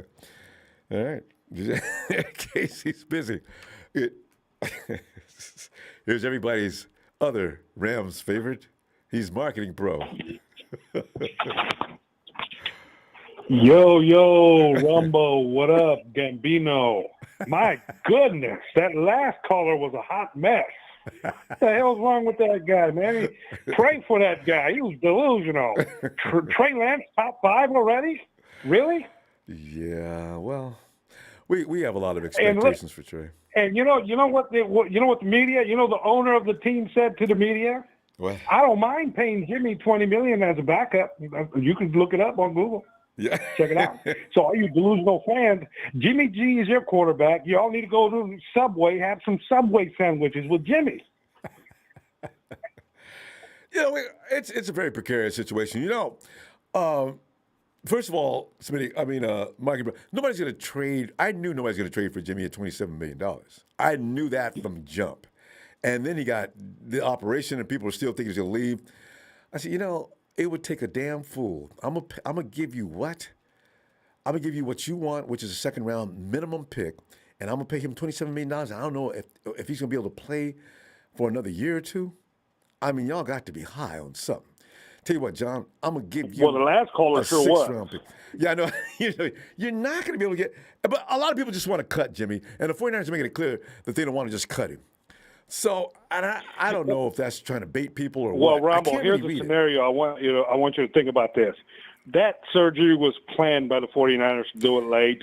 Come on. You think Kyle wouldn't ask Jimmy when you're doing the surgery? It was all planned because Kyle wants insurance. He's not sold on Trey. He doesn't know what he has. And Jimmy, every time he's on the field, you're in the Super Bowl or in the championship game, and Kyle likes that. And just on Google, you can look at all the sports outlets. The owner of the team is saying, I don't mind paying Jimmy $20 million. Wow. He said that last year, actually. But yeah, and he supports it. And I read that article today. Jed, he knows he trusts John and Kyle to do what's best for the 49ers. So, but I do wonder, though, are they telling us the truth about how they feel about Trey? Now, him and Trey are working hard to get Trey up to speed because, Mike, you can't give up that kind of capital and have a dud. Even if you do, you can never admit it, or you'll be laughed out of the NFL, right? Because I got to look at Jordan Love over in Green Bay, and I'm trying to understand Packers. Why the hell did you do that in the first place? And I don't, you got to be careful about making that mistake because people are still laughing about them. Got the same scenario here. Maybe they got the same scenario because, man, if Trey was this, beast, I mean, come on, man, why is Jimmy still hanging around? Because they don't know what Trey is, and he needs a couple years. And on top of that, Jimmy Garoppolo already knows he's staying. Okay, Kittle's pay cut was for Jimmy. It's not rocket science. Kittle's ain't taking no pay cut for nobody else. It was for Jimmy. Yeah, they are bros. Georgia said some things that pissed a lot of 49 fans off about that, too. And Wine and Mike, eat your words. Trey was going to take you to the Super Bowl next year, right? You know what's going to happen? The Rams are going to win that division again, and the 49ers will have Jimmy. You all make the playoffs, but it's going to be a war. I don't know what's going down next year, but the Rams ain't done, like the chat's saying. We ain't done yet. With McVay, he's just like the reincarnation of Bill Walsh. He's a genius. You went too far. I don't know. Are you going to make that comparison, really? I mean, you may come down to a couple of people. I don't know if he's in that class, In fact, I'm sure he's not. There's been some great coaches down through the years. I don't know about. In fact, I'm not even sure. Let's see. What do you think about Pete Carroll? Because honestly, Pete Carroll, I'm having to give him credit for the fact that team competes every damn year, regardless of the situation. And it might have been because of Russell, and he keeps premier wide receivers at any rate. Tyler Lockett's been carrying that team for years. And then he got DK. Their defense is mediocre this past couple of years, and they still did a good job. It's scary. Now, that's Green what I call Bay's being a gonna hardcore trade coach. for DK Metcalf. The Green Bay Packers are going after DK. You think so? They're already making moves for him. What are they going to give They're up? rebuilding the Hawks. What would the Packers give to the Hawks for DK Metcalf? See, the Rams started a trend. Them draft picks are overrated. You trade the house for top players and you win now. You don't be, then you ain't stuck like in 1994, Quest for 6, You go for it. Well, you might as well. I Yeah. tell you what. But I'm telling you, Ronbo, you're gonna enjoy that poster. That Jimmy Garoppolo poster ain't going anywhere, man. I'm telling you. He's QB1. Mark my word. It's up there. I'm right. It's a ceremonial thing. The delusional champ is always wrong. So it's just I told you so moment. Well, Barkley, bro, we're gonna go. I'll tell you what I'm gonna do. I'll be back tomorrow. We'll look for you then. All right. For shizzle, it's time for another shot because we're the champs. Good night. Mike, he's one of the people that keep that jet jumping. Hey, let's go back to Tony and check. Hey, Tony. Hey, Ronbo. Tony. How you doing today? Oh, not too bad. Just listening to all the negativity. Yeah, I know. We're going to keep that until... Tony, I honestly wonder, though, when that exit of Jimmy does finally... Are we going to be all happy ever after, or are we going to continue to find things to not appreciate? I always wonder, because if... And actually, Tony, I'm gonna say this right now because I want to make this public. If and when Trey does take over the team, and we don't win next year, and I've already said this, so anybody can hold me to it next year. If we get our brains beat out or things aren't as well as what we expected, I am not going to go after Trey with the energy that people went after Jimmy after he got hurt. I don't understand why people do that. And you're pointing to negativity. Go ahead, amplify it. Say what else?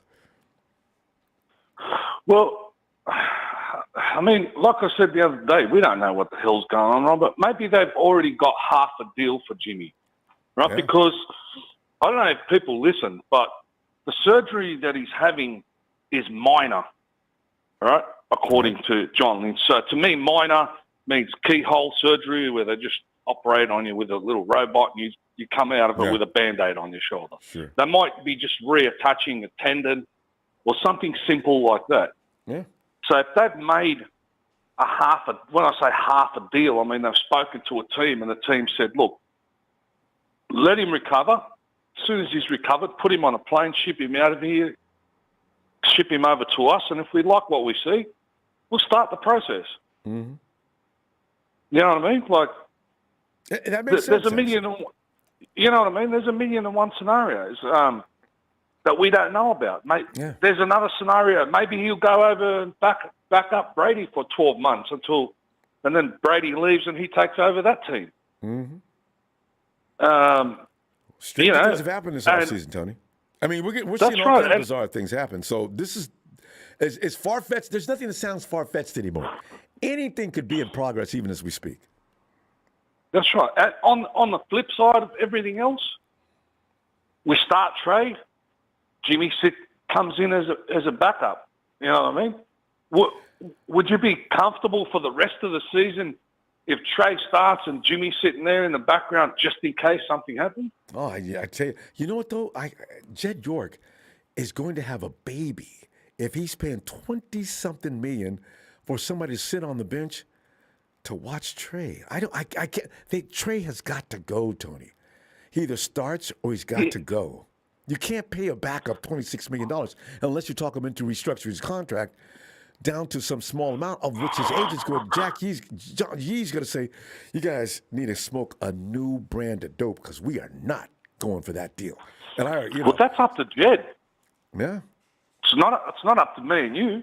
I know. That's for sure. That's up to Jed. We don't know how much money he's willing to sacrifice and what the team are thinking. You know what I mean? Yeah. How ready is Trey? I mean, I believe in the kid. I mean, before we traded for him, a lot of the coaches said that he's got a really good brain and he could educate some NFL coaches with the way he's like a CEO. So but they also said he was. So he's raw. not a Dumbo by any stretch of the imagination. You know what I mean? The thing is, they said he was raw, and I don't know what they mean. What level of raw are we talking about, and how long before that raw becomes ready to go? That's what I'm confused. And he's got all kind of people working with him in Los Angeles right now. Yeah, raw could be just as simple as decision making. Yeah, could be just something as simple as that. Throwing a ball that you shouldn't have thrown to this guy when you could have gone deep. It could be something like that. It could be something really, really simple. Hopefully. And all they need to do is work on it anyway, we're going to find out regardless, right?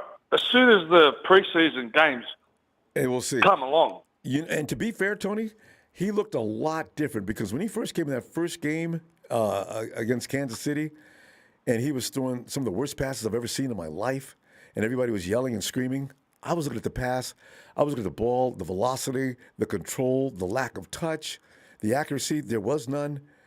And I kept saying, over the course of a game, I hope he corrects that. He did. And that's why I think that he's growing at a very fast rate. So in that case, he should be along further than he was even in the Texans game. Of course. And on the other side as well, look who he has to deal with, Ronbo. Right? Has to deal with Kyle Shanahan. Your favorite guy. You know what I mean? Kyle's got an ego, so he's got to figure out somehow to sweeten him up or do something. Like I said, I'm in favour of him, when it's, like I said the last time, 4th and 1, and Trey's out there and he waves back the kicking punt team. No, go back, brother. Get back on that bloody sideline. I'm going to do 4th and 1. Kyle, sit there, shut the fuck up, all right? I've got it taken care of. I would love to see that. Right? It would be, but because he's going to have to come out there and do some ad-libbing, and Kyle does like that. So, if we got to a point. Yeah.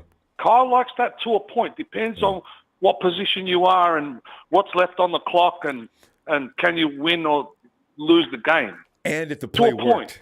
Yeah.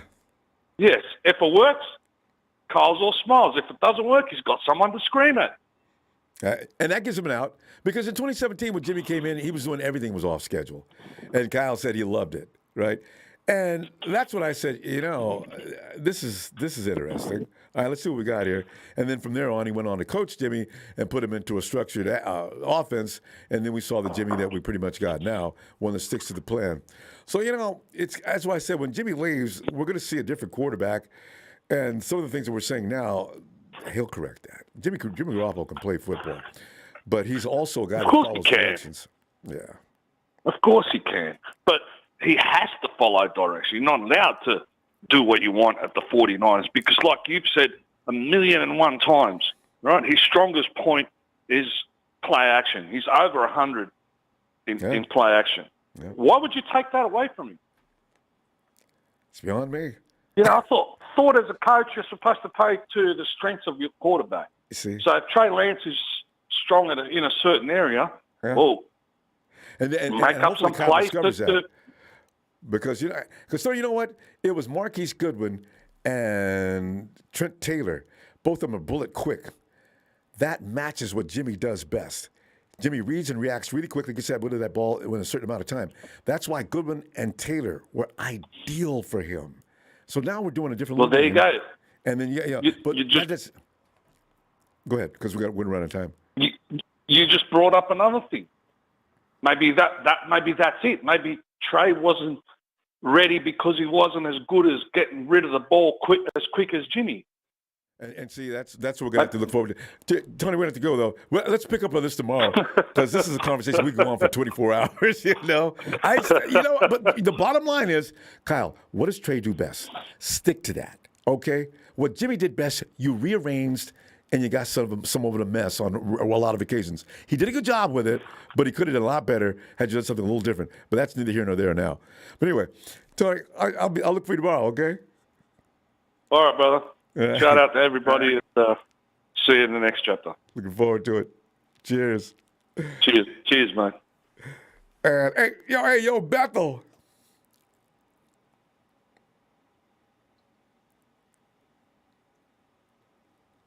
Can't wait for the door. Hey, Ronbo. Hey. Bethel. No, the door's open, so I don't have to close it. I hope you didn't oil that door. Let that door stay. It has character. Leave that door alone. Bethel, okay, you've got Jimmy's always going to be the in line on every conversation we do on the show. But anyway, you got Deebo Samuel. Kyle Shanahan suggested, he's taking credit for it now. Kyle says, I suggested we pay Deebo now rather than next season. Now, we watched Tyreek Hill, and you know what? It might be a good idea because God knows Is there another premier wide receiver in the league that needs to get paid? Because now you got Tyreek Hill and Devante Adams who have set the standard for quarterback salaries if you're an elite quarterback, right? So now, if we wait, I don't know who could be next. I'm just wondering. See, that's why it's scary. That's why it's the other team's fault that everything's going higher and higher, because a lot of these teams, they don't think about the consequences that does to every team. Like, you keep giving these players more money, it's going to start going higher and higher until what they're going to say. It's going to say it's their fault for paying them so much money. And another thing that a lot of people don't realize that right there with Jimmy's money, it's an investment on anything that happens, because as long as Jimmy doesn't touch the field, Jimmy doesn't touch none of that money. The day Jimmy touches that money is the day he throws a ball, a snap, or anything, then he gets paid that money. But if he doesn't touch the field and say Trey Lance is the one doing things, then he's not going to touch any of that money. And that's why the Niners are not, don't want to trade him or don't want to let him go because of that. You cannot sign other players, but, it's a risk that they're taking. But if it plans out, then they look smart for doing something. But if it doesn't plan out, then they look stupid. And what did Kyle do?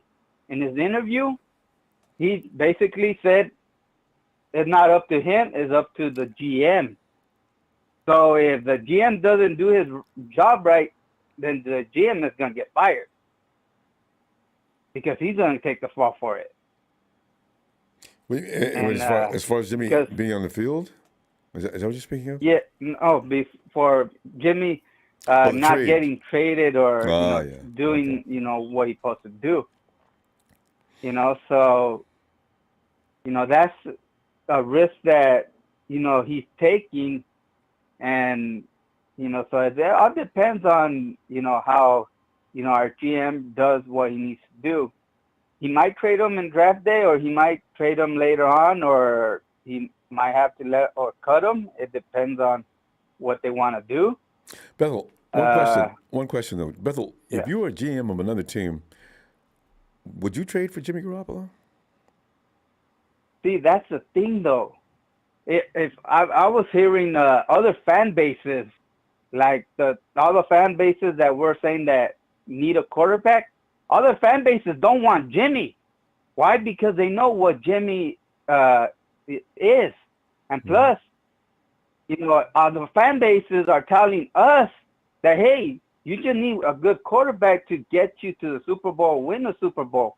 And Jimmy's the one that's, hindering this team. Even those other fan bases, though, Jimmy beats their team every year. Okay, when he's healthy. Okay, here's the problem though, Bethel. That's 27. I'm looking away from personal opinion about his playing. I'm looking at the money involved and what I have to give up. Yeah, but you got to think about this too. In the Green Bay Packers game, if we would not got that blocked, and we would not got those 10 points from our special teams, we would have lost that game. Okay, but and we would have not made it to the championship. Bethel, what's Aaron Rodgers is considered all world by most people. Yeah. Why isn't that he couldn't even score more than 10 points? Because we have a good defense. That's the thing. Okay, so when you have a good defense, okay, well that's fine. It makes you look. But he's all world Aaron Rodgers. That's the point I'm trying to make. Games when you got playoff situations going on, when two teams have fought hard to get to that position, you're not. Defenses, like I told Pop earlier, at that level in the season, good offense is going to help. But at the end of the day, the defense is going to determine who wins that game. And that's why. Hey, look at the Cardinals. But Look that's at what I'm the saying. Cardinals. They had a good offense, And they got shut and they couldn't. down. They barely scored 11 points. They barely scored 11 points against the Rams. We scored more points against the Rams than the Cardinals. Well, see, but that's my You know? point. I'm saying everybody holds Jimmy to a different standard. Aaron Rodgers didn't score 14 points in that playoff series. Kyler Murray went down in a heap. Stafford got blessed in the NFC CG because of the fact that we had made a couple of bad plays, both on offense and a couple on defense, that determined that game. Those close games in the championship rounds. Did you hear that Matthew Stafford got 160, 140 for a 4-year contract? Sure. And that's a lot of money for a quarterback that throws a lot of interceptions. See? You know, and if Jimmy throws an interception, everybody goes crazy. I don't care. He could go like, we could still win the game, and all people want to talk about is interception. So this is what I'm saying. It's going to come down to, am I going to pay $27 million for a quarterback that I don't know if his shoulder's going to work right or not? And saying that I know what Jimmy G does, Jimmy G looked different in New England than he did with the 49ers. So with whoever he plays with next, it's about the offensive system. I don't know that Jimmy should be judged as a very bad quarterback by what you see in San Francisco. Jimmy is a good quarterback. The only problem that a lot of our fan base has is that he throws it in the wrong time. He doesn't throw it in somewhere where it's gonna affect you. Yeah, well, I guess Matthew Stafford does too. I mean, the thing is, everybody makes mistakes. There's no quarterback of perfection.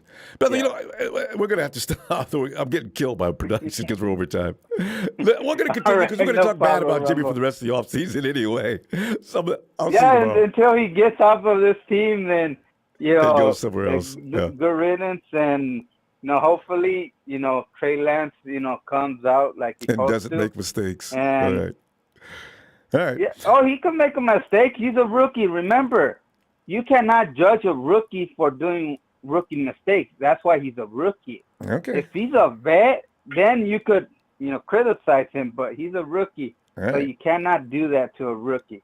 Okay. Well, so we can look forward to that. Okay. Yeah. All right, Bethel. I'm gonna see you tomorrow then. All right, Ronbo. All right, fam. Hit the like and subscribe. Let's go. Thanks, Bethel. Well, it's a big show. Get in there, man. It's the show time of year. What's going on, Ronbo? Show me. First of all, I'd like to give a shout out to all the Trey stands who like to screen record your show and talk about my calls on Twitter because they have nothing better else to do. If I disagree about Trey, and this is going to be another one of those calls before I get to my Deebo Samuel point, but the two men that have recently restructured their contracts are George Kittle and DeForest Buckner. And I don't know if people remember, but there's a quote out there floating around from DeForest Buckner saying that Jimmy Garoppolo saved the 49ers when he came here. And well, I mean, Eric hate to agree with Eric Armstead. I'm sorry. Eric Armstead. I hate to agree with Marketing Pro, but those two restructures are for keeping Jimmy around. They do not want to get rid of Jimmy, Eric, and George Kittle, especially George Kittle, who loves Jimmy and loves to play with Jimmy. Because George Kittle was made from Jimmy Garoppolo, whether people want to believe that or not. Yeah. And George Kittle is very grateful for that. And the scary thing is, I wonder how many players, because you saw that Jimmy fan gathering of 49er players in Vegas. That room was filled up with everybody on the team except maybe a couple. That sends a very strange signal, huh? I don't know. And I could be reading too much into that, too. And to me, if they're keeping Jimmy around, and the quotes that I've been seeing from Jed York and John Lynch, that to me is a silent admission that Trey isn't who they thought that he was. That's scary. This is going on into year 3 now. I mean, you're supposed to be starting. You're supposed to be beating a brittle quarterback who can't stay healthy, and who's been threatened to be shipped out of here multiple times every year. And every year he still seems to stick around because the players love him, and especially Kittle. That's what keeps Kittle together. Leadership counts for a lot, you know. Yep. It does. But so I don't know. And as far as Deebo Samuel goes, a lot of people are not going to like what I have to say, but Ronbo, I know what you're going to say already. Go ahead. There's one team we have to worry about from poaching Deebo, and that's the New York Jets. Yes, they're they have the most. They're one of the top teams with the most cap space right now.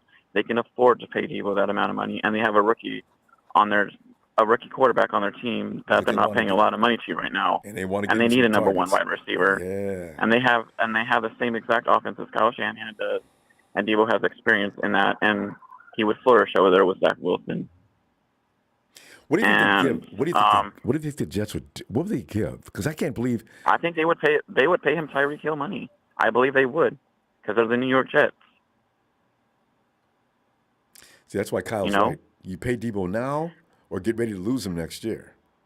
Yep. So, or else trade him now, like you're saying, and get something. Or trade him exactly, and get something out of him, instead of losing him altogether. Because if New York calls and offers their 10th pick, a second-round pick this year, and a third-round pick next year, you take that. You can draft Chris Olave with a 10th pick if you want to, who ran a 4.2 at the combine.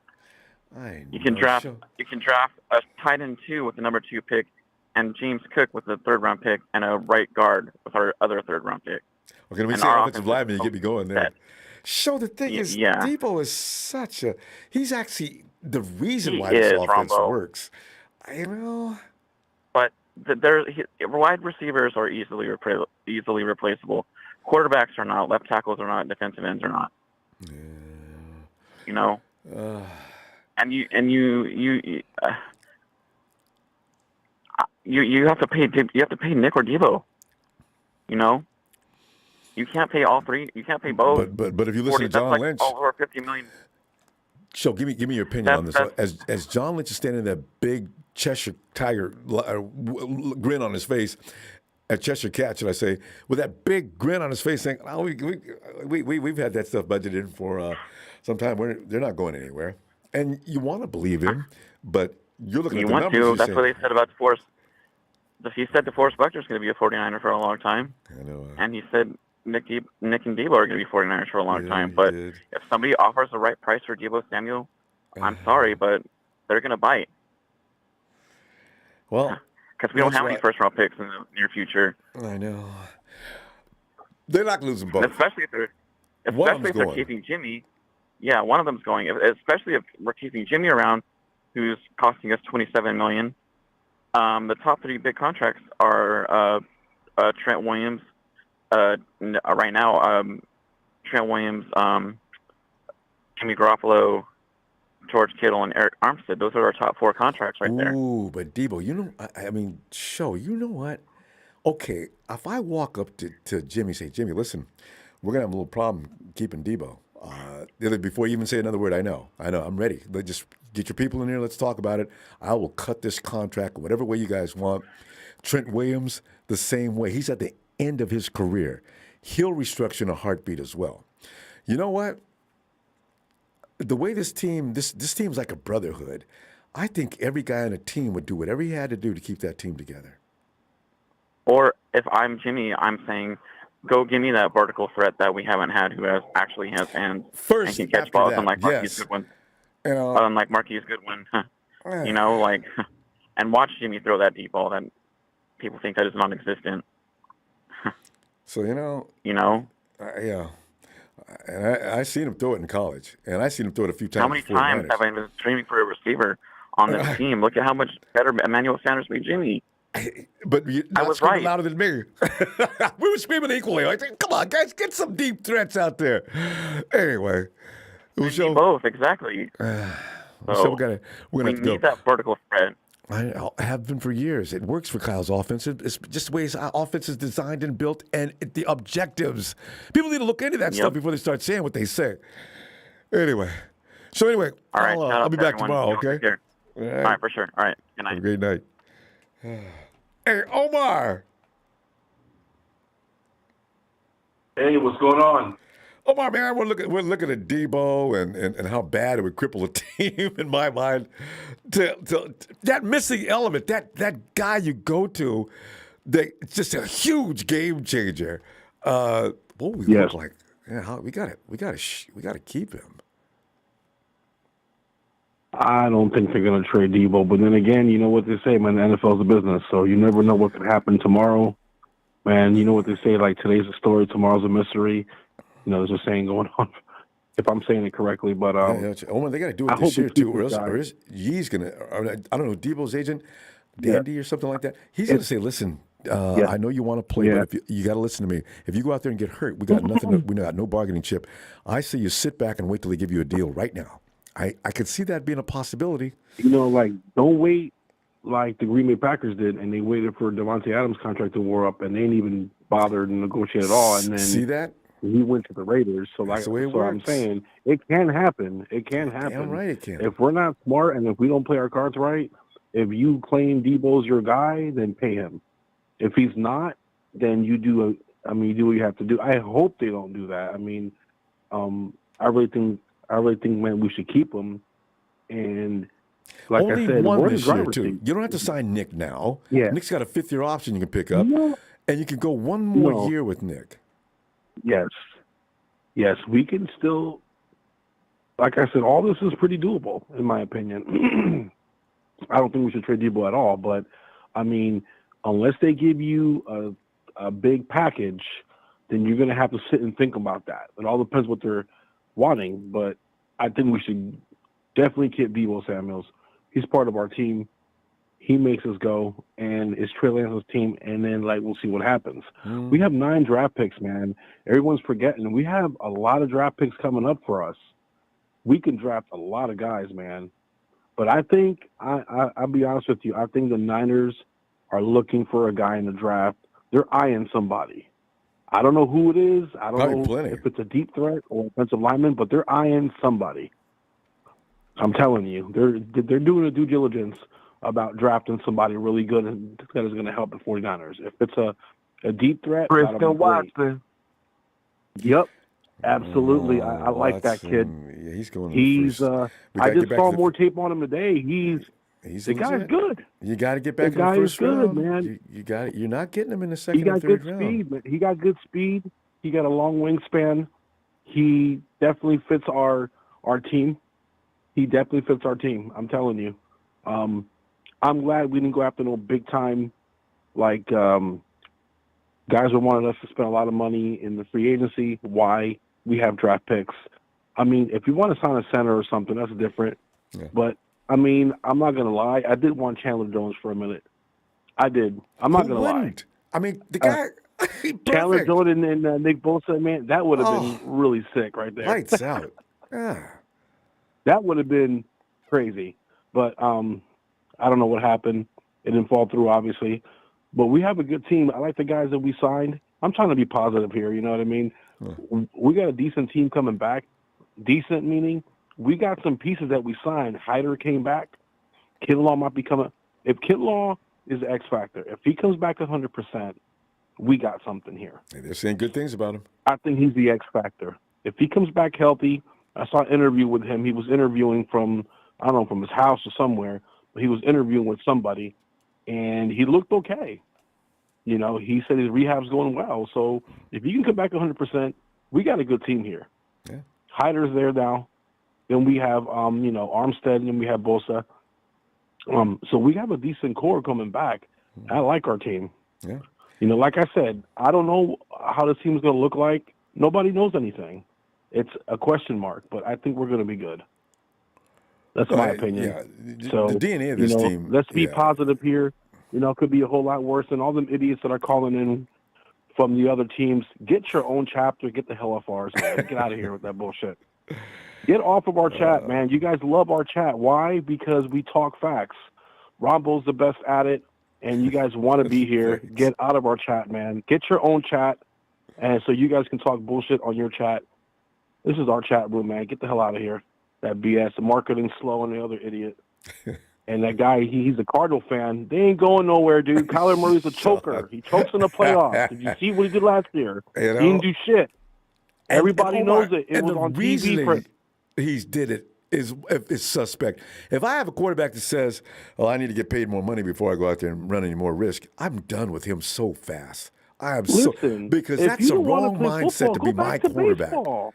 Yeah. Yeah. If you don't want to play in the NFL, I mean, he did get drafted in Major League Baseball. Go play baseball. You know? He didn't do shit in the playoffs. He's not as good as people think. I'm telling you, man. He wasn't fully He committed. didn't do shit in the playoffs. His playoff. Did you watch what they did to these guys? They got stomped. Yeah. And kind of it wasn't even close. He didn't care. He says, "I'm underpaid." Ooh. Oh, man. What if you would have won the game? Then you come and tell me you're underpaid. You lost. All these guys are making Playing money. bad. All these guys are making good money. I'm just saying, Cardinals ain't going nowhere, man. Stop calling our chat. Get your own chat, dude. This is a Niner chat room right here, man. This is the quest for 6. We're the greatest team. I can care less what other people think or say. Bill Walsh, the best at it. And I hope he's not rolling over in his grave. Omar, that's and I hope he's proud of it. Let's do this year. Let's do it for Bill Walsh, man. I love that, man. Anyway, Omar, that's why you got the company. No, it's okay. That's why we got company, because of those facts you just mentioned. You know. But anyway. I love Bill Walsh. He's the best at. Everyone's using our offense because of who? Because of the Bill Walsh era. They're using our offense, West Coast offense, because of that man right there. He's a legend. Sorry to take up some of your time. Ronbo, thank you for the platform, dude. I love the 49ers. I've been a fan since '87. Let's go, dude. Let's ride it out. Let's go to Quest for 6. Right. Go faithful. Have a good night, Ronbo. You too, Omar. Good to hear from you. All right. Stay blessed, man. You too. And I see Barack O'Neill says, goodbye. Big Show said trade Deebo and Bosa to pay Jimmy. Brock he's always timely with those little notes.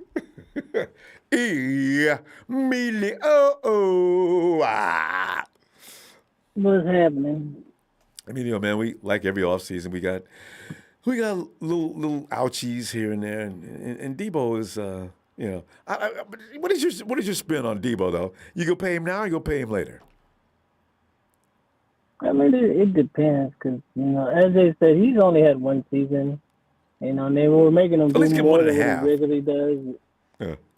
Well, yeah, but I'm just saying, they're basing everything off of last year. But he was exciting. I'm all for it.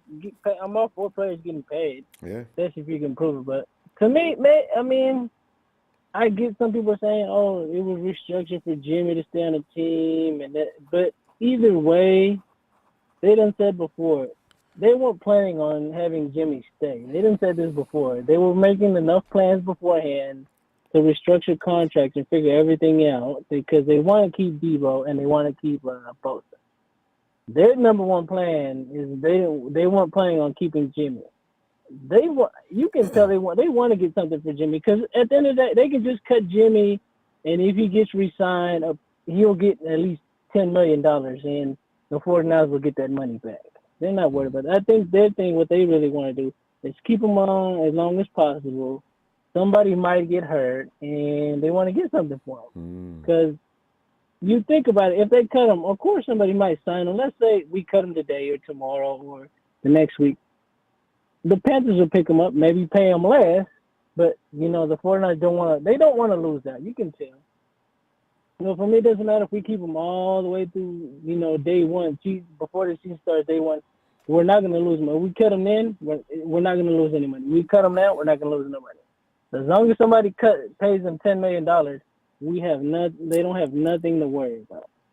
That's all that is. So, you might as well just keep him for now. See what happens. Because, you got to think about it. They signed Sudfeld. Why would you sign Sudfeld, give Sudfeld guaranteed money if he's not, to be a third-string quarterback? That's just kind of stupid. Kyle says he just hasn't his chance. He says he could be a very good starter, in fact, according to Kyle. Shanahan says that about all his quarterbacks. I know, right? About Rick Morton. He said about he really does. Come on now. Shanahan said, he even said that about Hoyer. Hoyer is a good quarterback. And CJ, Nick. We should know by now. Shanahan just uses those excuses just to try to throw off the NFL.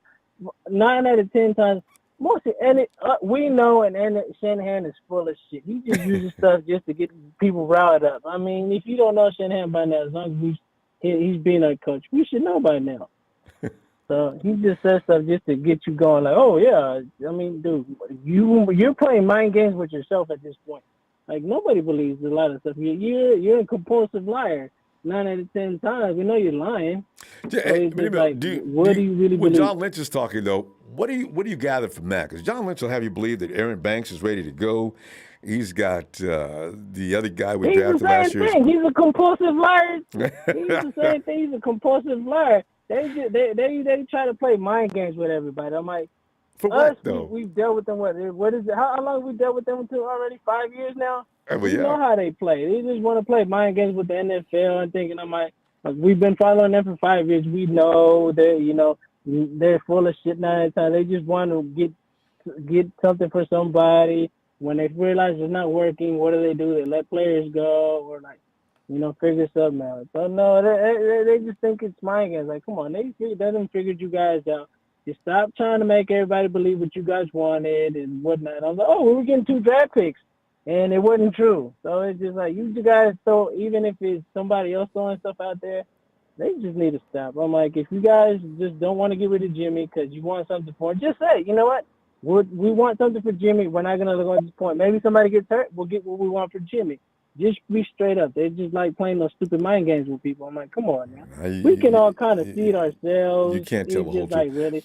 At the same time, though, I mean, To me, they get a lot of false information passed by they never said. And then later on, we find out they were telling the truth about some of the lies that the media comes up with. So it's really hard to tell who's telling the truth, if anybody is telling the truth. If anybody is telling the truth is the question. Is anybody telling the truth? No, that's true, but it goes back to the end of the day. It's just they don't want to feel like they messed up with Jimmy. They know they were like, okay, maybe Jimmy threw in that curveball and said, I got my surgery or whatever, but it doesn't matter. They want something for Jimmy. They just don't want to let him go and cut him and just not lose it. It's just they don't want to do it. Seattle did it. Why not cut him, though? And is there any possibility that the timing on that procedure was negated by the 49ers? See, that's why I think the 49ers actually had something to do with that at times. Why was that timing so perfect? And why are the 49ers seeming so cool and calm about it? John and Kyle are talking in a fashion now where, well, if he's still with us until then, we're not going to cut him or anything like that. Let's go back to that meeting when they had asked him, are you guys going to get rid of Jimmy? Oh, we're not talking about that right now. And then what does Jimmy do? Oh, I'm gone. I did thanks for the Niners, this and that. I was like, no, they just it goes back to they just like playing mind games with people. Like, why don't you guys just be straight up already? Like I said, we drafted and they got Jimmy to go along with it. You guys wanted, huh? And they got Jimmy to go along with the scheme. What was that? He says, Maybe, but Jimmy was like, forget that. What's the point? I don't want to be. You guys don't need me. You guys drafted Trey. Yeah. So why am I gonna play dumb with you guys? Yeah. So that shows you right there. It's just them two playing mind games with the NFL. What are you guys doing? They say one thing, and Jimmy comes out and say, you know what? Thanks for everything. All right, guys. Thanks for something. I'm on to the next. I just want to be on a part of another team. So now, are you saying they're lying or Jimmy's lying? I would believe Jimmy over Kyle, we saw what Kyle did. Kyle went out and said when they asked him about that, because, Jimmy said goodbye, but Kyle made it seem like he didn't know what he was talking about. So I'm thinking, I'm sitting there watching this. What are you guys doing? But think about it. Okay, they talking about they still don't want to let him go. All of a sudden, Jimmy, I want to get traded or I want cut. What are they going to do? Not grant him what he wants? Oh, yeah, Jimmy, I'm sure that's going to happen at some point. If all this is true, if I'm Jimmy, look, guys, I don't want to be a part of this circus anymore. If you don't mind, can I just leave? Yeah. So. Because he's not going to be able to play, until supposedly July or something? Yeah. So Trey's going to get all in the OTAs. Yeah, because. So what are you going to do? All of a sudden, you're going to throw Jimmy in there? So you gave Trey all this time to practice. All of a sudden, you know what, Jimmy? Go ahead. No, really, that's what I'm saying. I'm not going to play behind Trey if I'm Jimmy. So, especially if the salary's getting, he's not good anyway. Anyway, I'll be back tomorrow, all right? We'll see All what right, you develops. have a good night. But, You it's just, just one more thing. You sorry as Rams and Cardinals. Get the hell off our channel. Why is you all guys on here? We go through this every time a team on, you wins, guys- Emilio. It's the Rams, it's the Raiders, the Hawks. Notice how they've left. We got to wait till they lose. We got to go through this until then. My homeboy, and now we'll never see him again. Chiefs! I never seen them all. That video. But I wish my homeboy would. I need to go unblock him and mess with him. Don't I? Ronbo, I was sitting here laughing. I just sent you a shout out in the chat and just calling them out one by one. It's there's so many things that everybody's got their own interpretation of what we're seeing. But honestly, you'd have to be a really hardcore, highly decorated detective to really understand, because the 49ers and pretty much every football organization in the league, if they don't want you to know something, you're not going to find out. What you're going to find out is what the media spin is. And I'm sitting there watching Kyle at the owners' meeting saying the things he's saying. I've learned not to be surprised anymore, because what's coming out of Kyle's mouth is contradictory to just about everything we've heard. I said, all I could do was I'm listening. What does that mean? I kept asking. Smoke screen. Smoke screen. Yep. Yeah, we do that too. But Ronbo, tell me what you think about your Deebo Samuel situation. So, of course, you're not going to pay him Tyreek Hill money. Yep. Let's just say you guys pay him what Devante Adams got, the $28.25 million a year. But check this out. Let me see. You're going to pay him 5 years, $141.25 million, or you're going to pay him 4 years, $113 million. Oh. It's still $28.25 a year. Yeah. Which would have the highest impact on the cap? That larger number, that larger annual fee would be a harder hit on the cap, right? The 48.25. Yeah, the 49ers. But with Deebo Samuel's style of play, Tony, honestly, and I love me some Deebo, I'm not giving him a 5-year deal. So I got Yeah, I know. No, so I'm thinking, oh, Jesus. And if y'all did pay him, y'all would have to get rid of Jimmy. Y'all would have to cut him. Well, Jimmy's probably really supposedly out. Honestly, at the end of the day, that's too much money. You need a rookie contract at this point to keep this team intact. Unless everybody on the team is willing to whittle back their contract in some weird fashion. But that means you got to extend everybody. And I don't know if the 49ers are willing to extend everybody on the team. So, to dilute every contract just to make sure that whoever stays or whoever goes. With Jimmy, it's not a large enough savings to really cover any more than one or two people. And I think that's what the 49ers are looking at, and they're trying to find a very feasible manner of cutting fat in order to keep people. But Deebo is really, him and Nick are huge issues. You cannot lose them, or that would be, if nothing else, one of the biggest PR nightmares in history. I don't know what's going on. Have you talked to any Chiefs fans? Because that Tyreek Hill, Mahomes has been neutered. Hill saved his butt on how many occasions? Same with Aaron, but Aaron don't give a damn. I'm out of this game in about 3 years, so Devante can go wherever the hell he pleases. I don't care. You could tell who's going to be most affected in these dealings. Yeah, and what they did, what KC did, when they got rid of Hill, they replaced him with who's that? Scantling. Valdez-Scantling. He can't hold Tyreek's jock. That's not a I replacement. know, and they got Juju Smith-Schuster.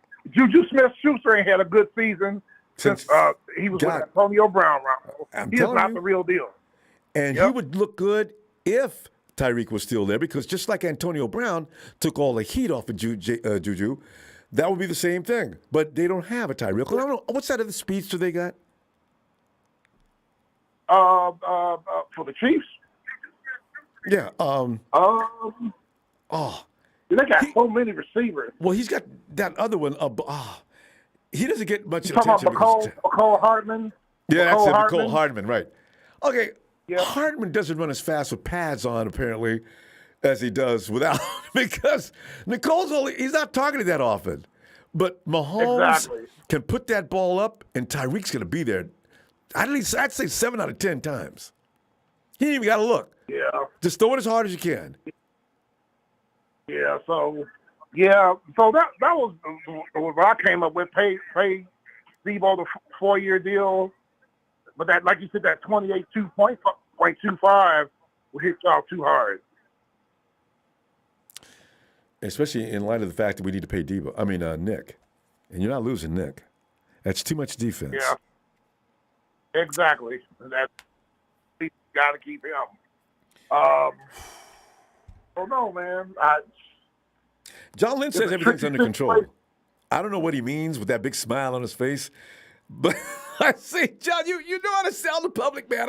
If you were running for president, I'd vote for you because you'd have me convinced everything's under control. I'm just praying that the Falcons are considering Christian Watson because I want him. And we got those 2 second-round picks. We can get them, but I'm afraid, and I'm afraid because of what you said about that first round. But I was thinking about this: Kansas City, Green Bay, some of those teams, they're not going to take Christian Watson in the late first round. Because they got other needs, too. Yeah, they have other things to attend to. And in the second round, we have the 11th pick in the second round. I'm worried about, Jacksonville ain't going to take them now. They just paid some receivers, so it's not them. But I'm just, if he can make it to 43 plus, we can snatch him up. And then our second round, we picked 3 picks before. Yeah, since Ridley's gone. I really don't see, I keep watching Christian, I don't see him getting out of the first round. I really don't. Watson? Yeah. I do. Middle of the first round? You think so? Will he get to the second round? I see him around 20, 18, 17, 18, 19, 20. Because there's other 10. I'm talking about Christian Watson this year in the draft, because there's going to be some teams are in need of there's no quarterback. You know what, though? It moves everything up a few notches, doesn't it? Because that quarterback that got beat by Army, what's his name again?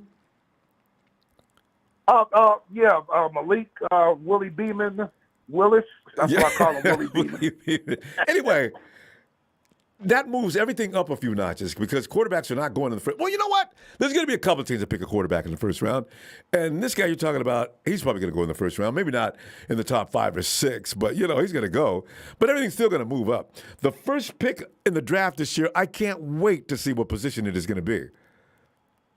But there's a lot of defensive linemen and offensive linemen going to go in that first round, too, which I'm glad of. See? And Christian Watson ain't going in the first round. You don't think so? It's the second round that I'm worried about.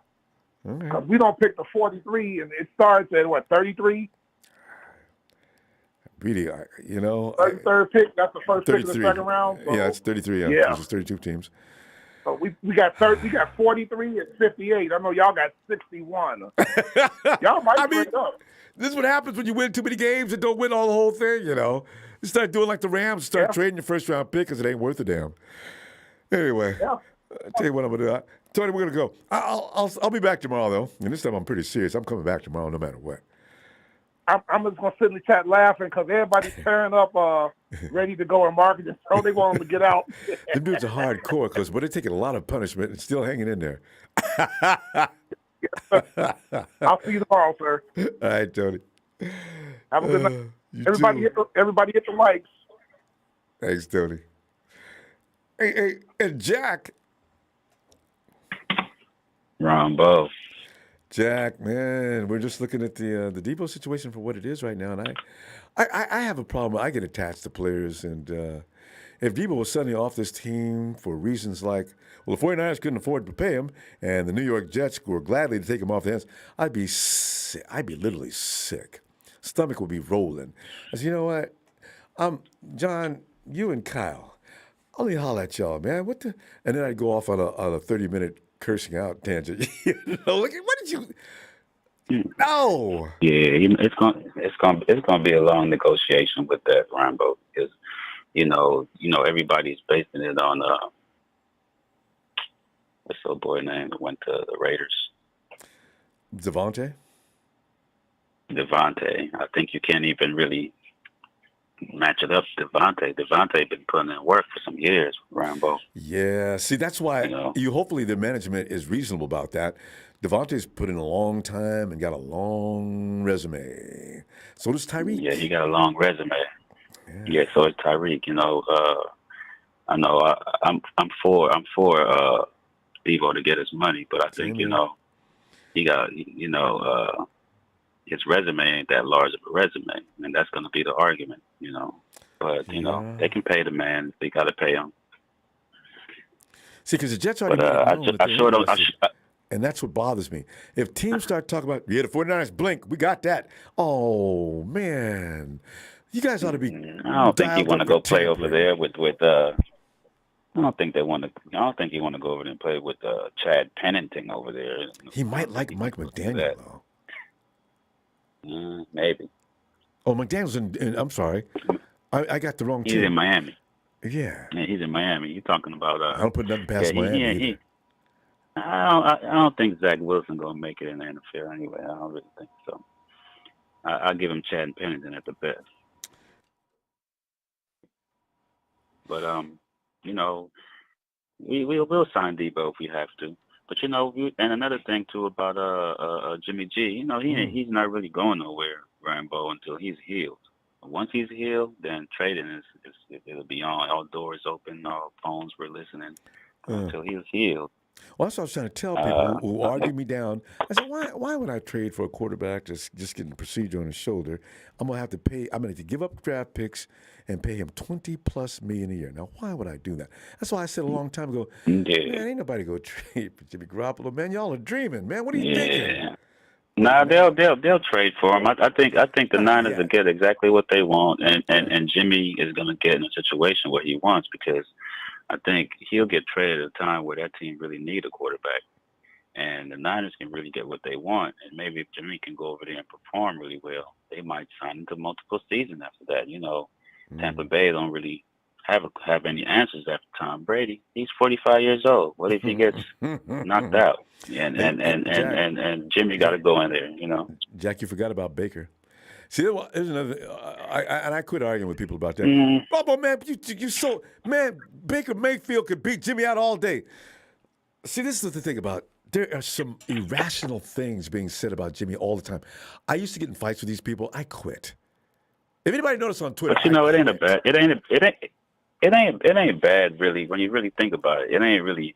I know you said that Jed wouldn't pay $26 million for a backup, but it wouldn't matter if Trey and Jimmy. If Trey start and Jimmy's on the bench, it doesn't matter. It's the same. It's the same amount of money you're paying at the end of the day. But Jimmy, he ain't going nowhere right now. We're gonna sit on him for a minute, man. And I think Trey's ready. I got a couple reasons. Yeah, please. Everybody says that. What is your reasoning to believe that's the case? Well, I got a couple indication that he's ready. But Grant Cohen, right? I know everybody listen to him. And we like him and we dislike him at times. But I'm gonna say something that he said that last year when he was watching the kid practice. He said he was the best rookie he ever seen on the field. That's what he said. Better than Patrick Mahomes. Did Grant ever see him play as a rookie? He said it was something just like that. What he's seen on the field, like the kid was making plays all over the place last year, and I'm gonna believe that. I'm gonna live up to him because he really don't. He sound like he really not a Niner fan, and sometimes he do. So I'm gonna take his word. I'm gonna take Kyle's word. What's the difference between Jimmy G, 2019, and Trey Lance right now? It's probably not that much. Probably not that much, Rambo. And remember when? Yeah, we did win. Yeah. The fact is, though, Jimmy's been around for a long time with Belichick and company, and he comes from the Patriots organization, which is a very sound organization. So his basic training is solid and long. One thing, and Grant, I love Grant. He's entertaining. You got to realize too, Grant Cohn can be irrational when it comes to Jimmy at times. He hates Jimmy with a passion that can't be measured. Him and Florio, they don't really look at Jimmy from a perspective of being unbiased, to put it that way. Yeah. This is why, they're always, I don't care what Jimmy does. Grant lost money in the Super Bowl because of Jimmy because he bet on him, from what I found out. Yeah. So, and the fact of the matter is, in practice, you can only get so much of a measure of how good a quarterback really is going to be. This is why I thought when people get mad at me, I said, I just want to see him in a game. I'm not saying he's bad or good. I'm just saying I want to see him in a game situation with a hostile team coming at him, with a coach that's going to try to figure out his weaknesses and beat him up. And when he gets through that in 5 or 6 games, shoot, I'll be yelling louder than you guys are about how I love me some Trey. Yeah. But I've not seen anything to make me completely sold on that yet, because quarterbacks. Well, you got to remember. Knew about quality. Well, you got to remember in that same 2019 season, before when we was going through preseason, that Kyle was saying that Jimmy haven't played a lot of ball, and Jimmy needs to play ball because he haven't played a lot of ball, and I think they got to let this kid play ball. He haven't played a lot of football. He needs to play a lot of ball. But I'll tell you one thing why it's kind of difficult to get rid of Jimmy. It's the brotherhood of the team, and I think how George Kittle. I think he's a stand-up guy, and I think Deebo is, and I think there's a lot of stand-up guys in there that share a nice brotherhood. And I think they got a lot. The list is long, so I think before they like Jimmy, but before they can accept Trey, I think they kind of some old school blue collar guys. Trey got to go in there and beat him out. Mm-hmm. They got to see it. They want to go. They want Trey to go in there and beat him out. Yeah, because I said first, that's the part. You got to get rid of Jimmy in order for Trey to actually win the guys over, or then there's that option. No, if he can beat Jimmy out. No, if he can go in there and show these guys doing the preseason or during camp that he's balling, man, I think they'll take that. But just let the kid go in there when these guys, I think they got to accept it. It's like if I'm judging a fight, and that's the problem. If the champ isn't knocked out, I'm not giving the challenger. I'm not giving him my vote. That's the way it works. Yeah, we gotta go though. Hey, Rambo, can I end it with this? Can I end it with this? Everybody's waiting. Everybody's waiting for the Niners to do something big. Here's this scenario. You ever see the guy who goes to the prom and wants the pretty girl, but he dances with the ugly girl first, and he still ends up with the pretty girl? Yeah. That's how the Niners are doing their things. They showing you something different, but they always end up with the prize. Just check it out. That's true. They always That's cloak how and you do dagger. it. That's them. All right. Yep. Jack, Yes. see you tomorrow. All right, faithfuls. All right. Hey, Anderson. Oh. Ronbo, what's going on? Anderson, I was sitting back here and examining the Deebo Samuel. I was starting out, well, as usual, I tried to get another subject going, but of course, it's always going to gravitate toward beating up Jimmy. Yeah, they ain't going to pay him. Yeah. That's the thing.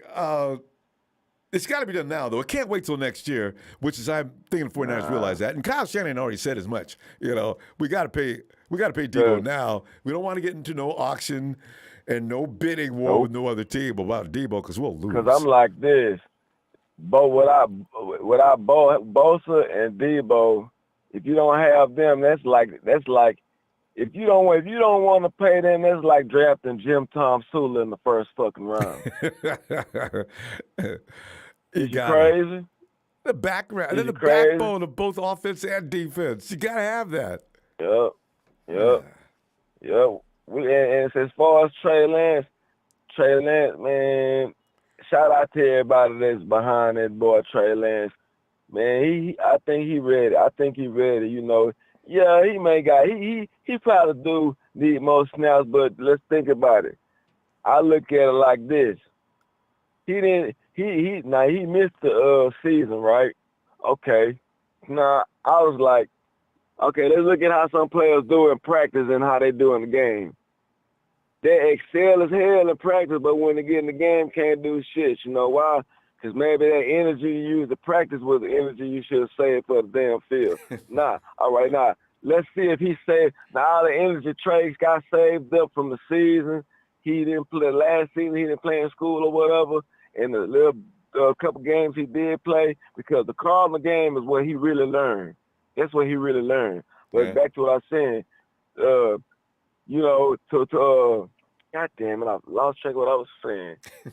But anyway, Trey gonna do what he needs to do. All the energy got built up, but let's see how he uses it this season. Now, I think he can beat Jimmy out because, see, Jimmy, it's one flaw. You can't go down the field when you need to. This boy can. So we got to be right there, and then you can move around. Now, see, you start moving around and running the ball up the field because you knew who was behind you. You can do that like it ain't nothing. So you start doing that, not knowing that you kind of fucking yourself up. That's why I think his shoulder kind of got injured. You remember all the time Jimmy decided to stick it in the end zone, take them big hits? Yeah. I kind of think that added to it, too. But, yeah, man, it's going to be a good season because the defense is going to be on fire. They got us ready as number 6. Man, you crazy. We going to be number 1. And as far as this receivers in his draft, it's loaded. Because I was kind of watching, who is that dude, Todd McShay. I was watching all the picks he had for, teams who was in the top 5. I'm like, damn. They some fire-ass boy. But was Christian Watson, was he hurt or something? Is he coming off injury? Huh? No, I'm asking. Christian, when the combine? I don't know. No. Was he injured in college his last season or something? Hey, good question. I don't know. Because you know what? I didn't pay any attention to what Dakota was doing. I'd heard about him, and then when I found out about him, I was checking out highlights, but I don't know if he was playing or not.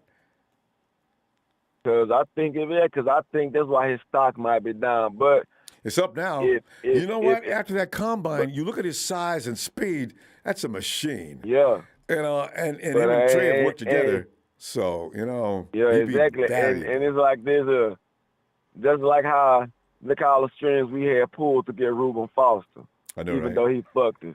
And we got who we wanted to get. I know, right? And he's on the phone with New Orleans. Wait a minute. I got to take this phone call. Yeah. Hey. John 49ers? Yeah. Yeah, okay. I got to call y'all back, with New Orleans. And then, the 49ers picked him up. Yeah, right? and that's like we got pulled the strings to get Trey Lance. You know what I'm saying? Even though we did lose some draft picks, but we going to get Christian Watson. They going to do what they need to do to get him.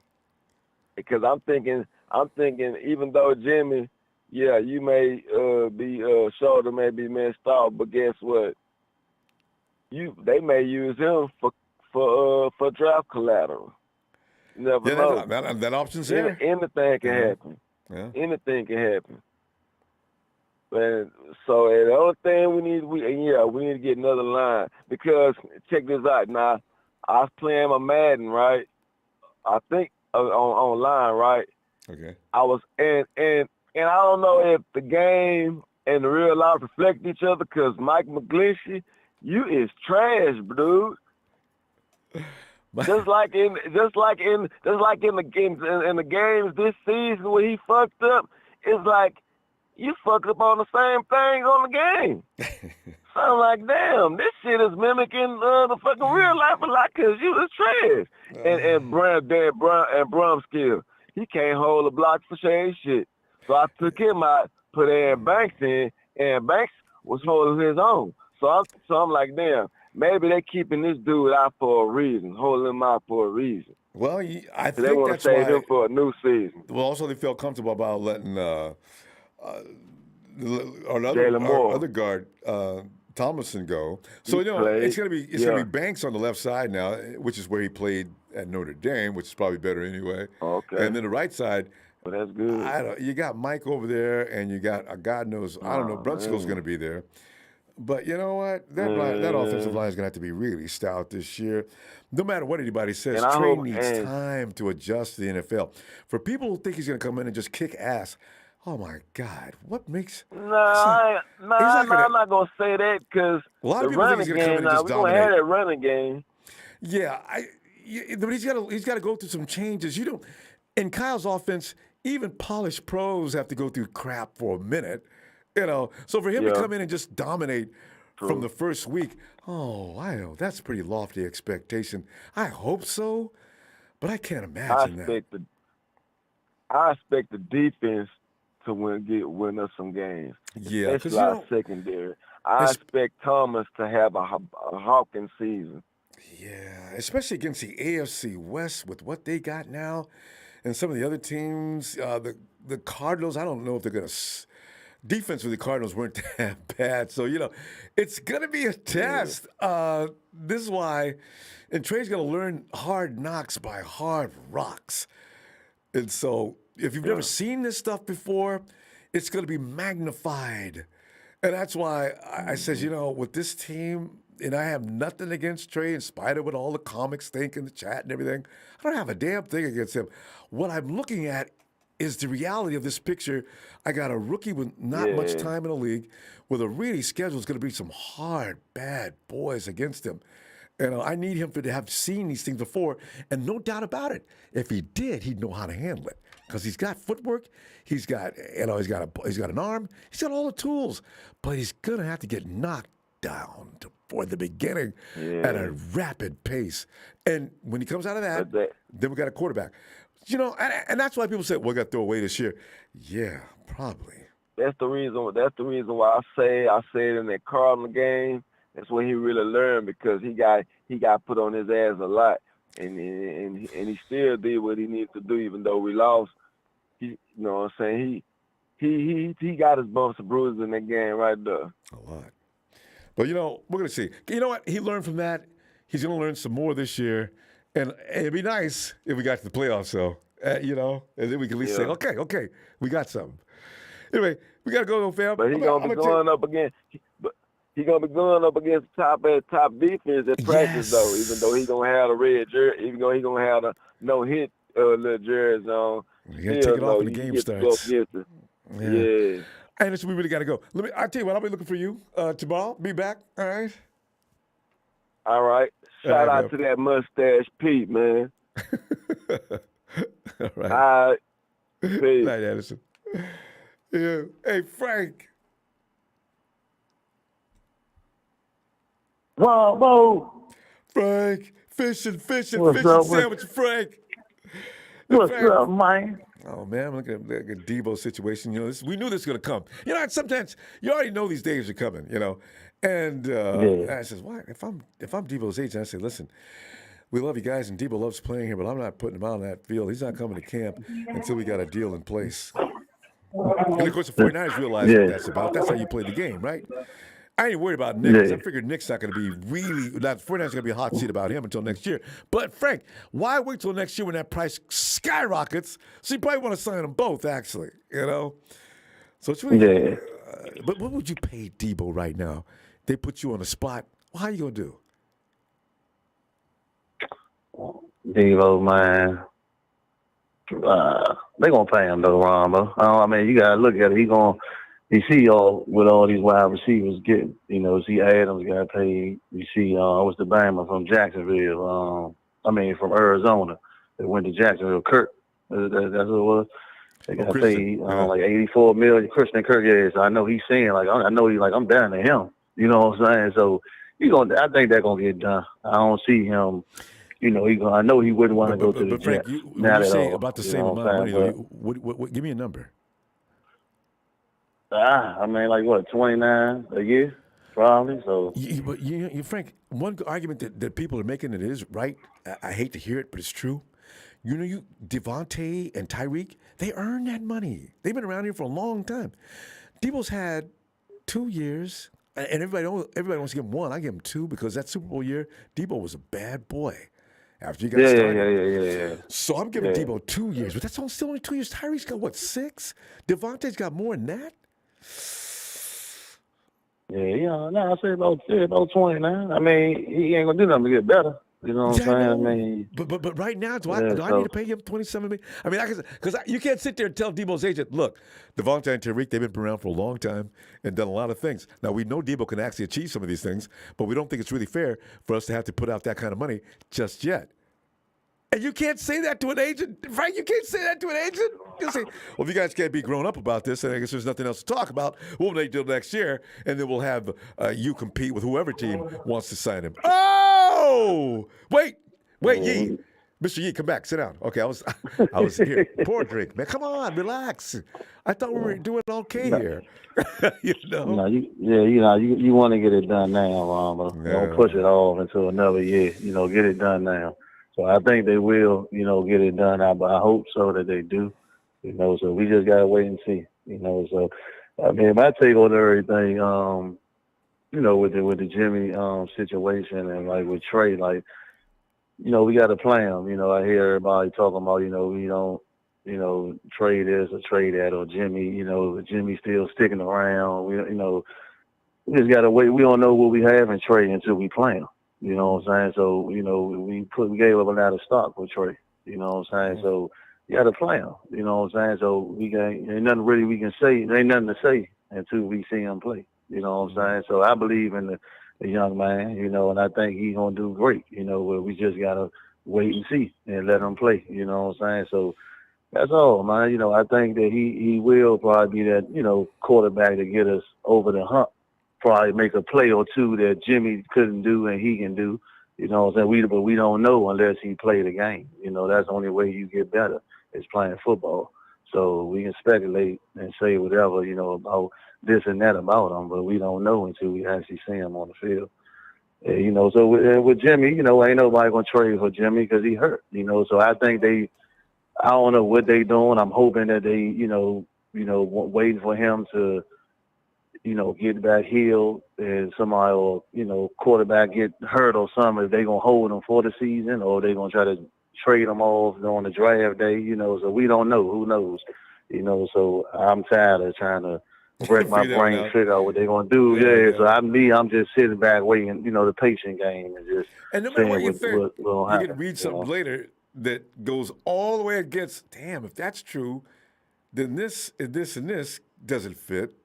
And then you got a mess. So, you can't make yourself crazy reading all the stuff that they put out on a daily basis of what's going on with every player in question right now. You got Deebo and Nick. You got Jimmy. Jimmy's been a story every offseason for years. But, Frank, 2 out of them 3 years, we've been to the NFC Championship game. And that's hard to just say, I'm going to get rid of it. And I know people think they're thinking totally different from what I'm thinking. All I'm saying is this. After 2 years with this particular team, getting there to the promised land, knocking at the door, knock, knock, knocking on heaven. So getting there twice tells me that that's why this team is eventually going to win it.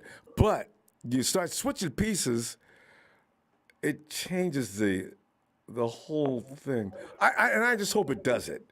That's all my problem. No, I see, but I don't think it is. I'm gonna say this, Ron. I mean, I'm gonna say this, Ronbo. We can't. Yeah, we got there, but it wasn't all of the quarterback play. You know what I'm saying? So we can't. You know what I'm saying? So we. Yeah, but I'm saying we got there with Kaepernick all them years. With 3 years in a row with Jim Harbaugh. I think was Alex Smith was one of them, or Kaepernick was probably 2. Yeah. Oh, I'm not sure having an order, but Frank, I've heard that comparison a numerous amount of times. But with Kaepernick, it was a different story. Due to the fact that teams figured out that if Cap can't run, he's not as effective, and as soon as they did that, they stopped the Kaepernick move. And what they do with Jimmy, you stack the box. Jimmy cannot throw it. That's what I'm saying. So, you see what I'm saying? He still threw for over damn near 70%. That doesn't stop him. Yeah, but Ronbo, it ain't gonna, week. That doesn't matter. Yeah, but look what happened in it. But Ronbo, the big games he don't win. Ronbo, you gonna get criticized of the big game. He didn't win. When we won the NFC Championship, he only threw the ball 8 times. Raheem Mostert rushed over 200-some yards, 4 touchdowns. So we didn't win. That's what I'm saying. Frank, that's not going to change. That's not going to change. Frank, no, but listen to what I'm saying, Ronbo. The only way that hear me out. The only way that he gonna stop. The only way he gonna take some credit, Ronbo, Jimmy Garoppolo, is he win the Super Bowl. That's it. That's the only way they're gonna give him credit. If he win the Super Bowl, he win it. The Super Bowl. through our run, Jimmy didn't really have no. He didn't. I mean, let's be honest. No, I'm just looking at history. Frank, I'm just looking at history. How many times has a quarterback actually won the Super Bowl? No, defense do well. I mean, you got to. Well, I mean, Brady put his team in position to win the Super Bowl. Joe Montana won the Super Bowl. Brady didn't win the Super Bowl. Tampa Bay, Brady's one of the worst at getting the Super Bowl and contributing. I mean, a couple of teams did it. Eli, I mean, when they say winning is you putting your quarterback putting your team in position to win. Matthew Stafford just did it. Frank, when he marched his team and took the lead. Frank, we had 10-point leads. Frank, we had 10-point leads in the fourth quarter of every game that you're talking about. Okay, but what happened though, Ron? How did we lose the game? All you gotta do is make a throw here or there. That's it. Well, all you gotta do is make a throw or use your legs here or there to get a first down or move the chain. That's it. That's true, but you know what? Jimmy don't do that. He don't. But Robert, he didn't do that. Everybody. I fully understand that, but I still say defense is going to continue to win. That's the way it's going to be. We're not saying that, but you need a quarterback. You still need a quarterback to make them perfect throws, Ron. With 5 minutes, 6 minutes to go. Okay, my defense gave it up. What? They got beat. And that's who's going to win it every year. But Ronbo, your quarterback had an opportunity still to make a play. Your defense held. The defense held. Those who want Jimmy the defense held. They must. Frank, I agree. Those who want Jimmy out will use that argument every time. But I'm not. They still were ahead. Frank, we got to go though.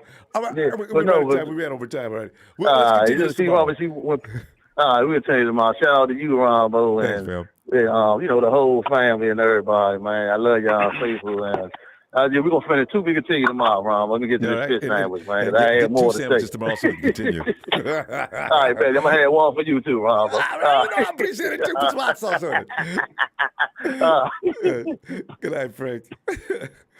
There he goes. Yo, Casey. What's shaking, Rumbo?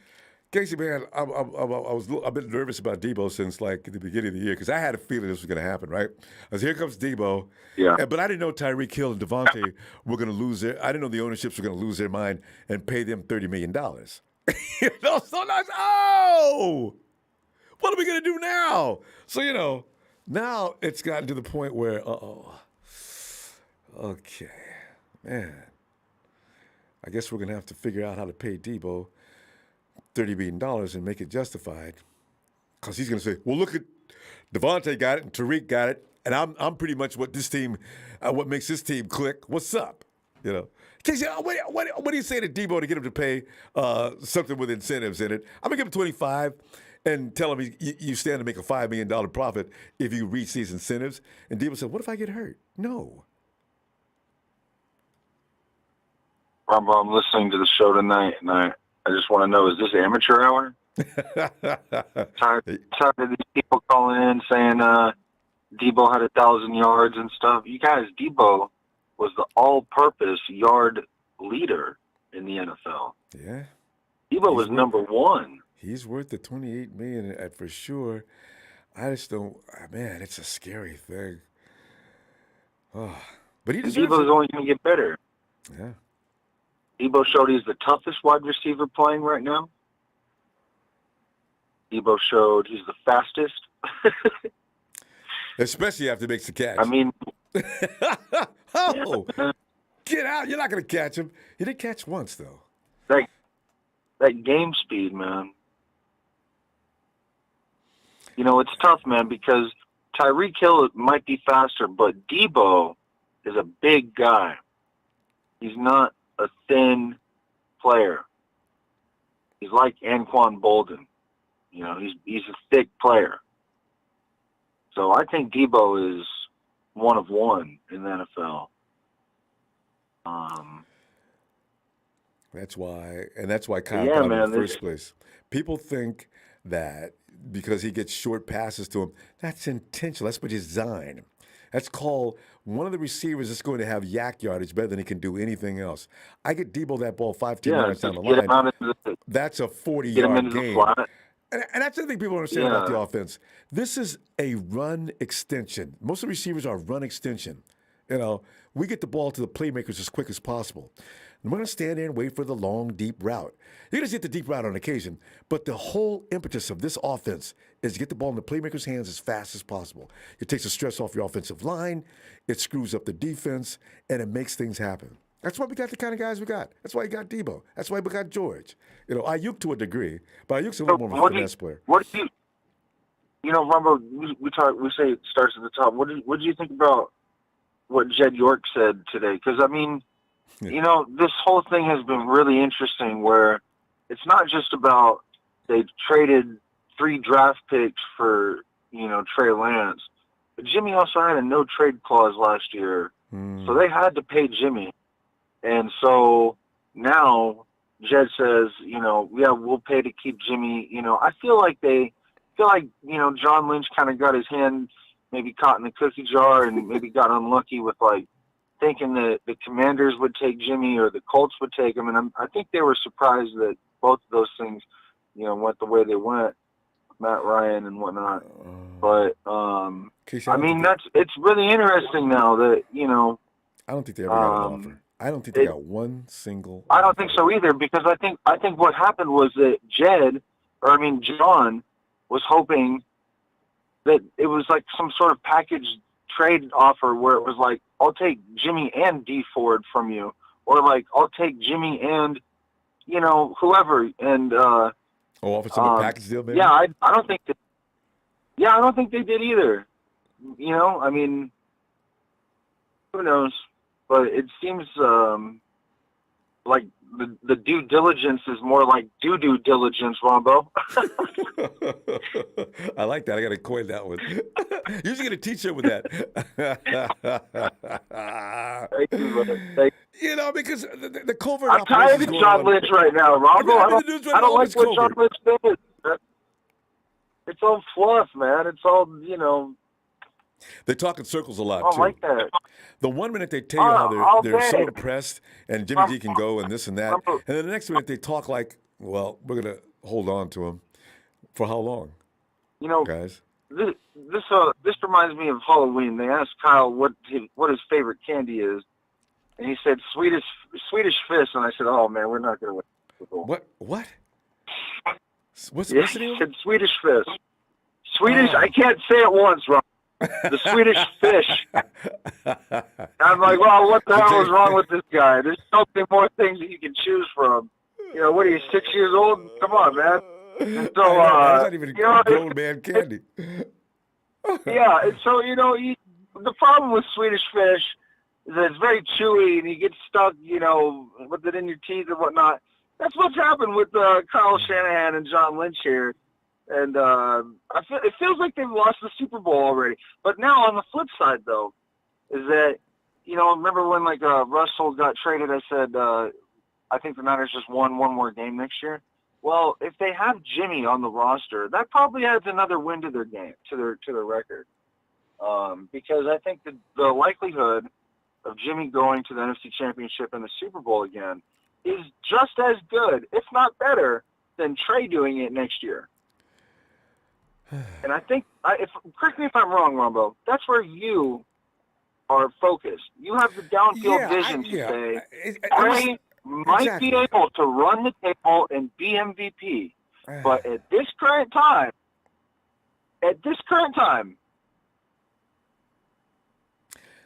I'm just looking at like 2 seasons minimum before he gets up to a speed where he can actually navigate and feel comfortable out there and do things that really make sense. I don't know why it's believed that he's going to instantly just come out there and dominate or be able to run the team as good as Jimmy. Jimmy's been there how many? He's been there 4 freaking years. Of course he knows what he's doing now. It took a long time. Yeah, and he's been to championships. That's we have to give respect to that. We have to say Jimmy's a good player. He's a great player, honestly. And the offense Does works he do everything with him. really well? No. Like, do I do everything really well in life? No, Ronbo, I can't play soccer. I can't play soccer to save my Don't life. feel bad. Your mom never took you out to play that game. That's why I look at kids now, soccer moms, taking their kids out to play. You know, that kid's going to grow up to be a great soccer player. We didn't play soccer when I was a kid. But you know what? I grew up playing hockey. I got good hockey legs, but I just don't play soccer, Ronbo. anyway, man. But anyway, fam, we're going to go. And Casey, I'll be back tomorrow. Can't wait to talk to you. Appreciate you, Ronbo. Take it easy, bud.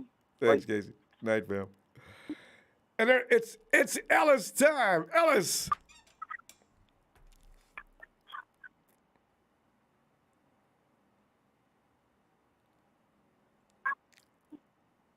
I heard something. Ellis.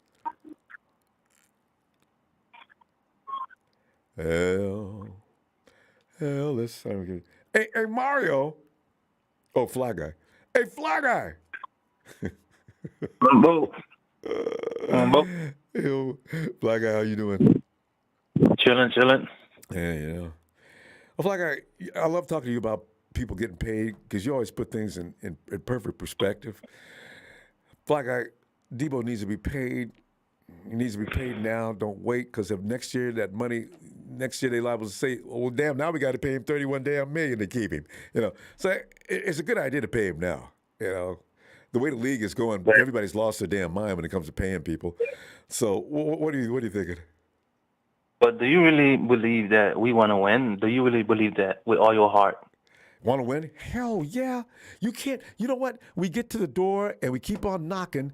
It's time to kick that damn door down. I said, do you believe that? Do you believe that the people that's in charge want to win? Yeah. You believe they want to win? I do. Oh, okay. Because I better because the way they talk, I think they do. I believe. I believe they trying to set legacies. That's what they trying to do. They're not trying to win, Ronbo. Name one Super Bowl team that won because of a wide receiver. Name one. Rice. Let Jerry Rice play with C.J. Beathard, whatever, all his life. Tell me if they was gonna win that four Super Bowls. Tell me that. No, you know what, Jerry and Taylor, they had a lot to do. That's what you know. What, Fly Guy, I think the West Coast offense was just getting underway, and they are the ones who built it, designed it, and made it what it was, right? So teams weren't ready for that. But people have adjusted somewhat to the West Coast offense since way back then, right? So you can't get away with that always now. So it's not the same. I'm saying. So wide receivers. I'm saying. Name one team that won a Super Bowl because of the wide receiver. You said never answer that.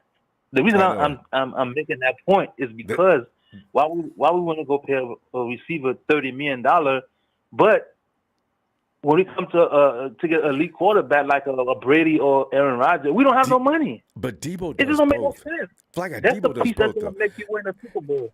That's if the you're talking piece about, if you're talking about wide receiver versus Deebo does both. Deebo can bolster your run game and your receiver game. So he does two things very well. But you don't understand where I'm coming from. I'm just saying, when it comes to Deebo, yeah, they're gonna sign. I know they're gonna re-sign him. They're gonna pay him money. But I'm just saying, so we're gonna spend $30 million on a wide receiver. But when it comes to get a quarterback, we don't have no money. Think about it. Well, you don't need any money now. Because if Trey's going to stay, and he is, you get paid a rookie contract. I'm not talking about Trey.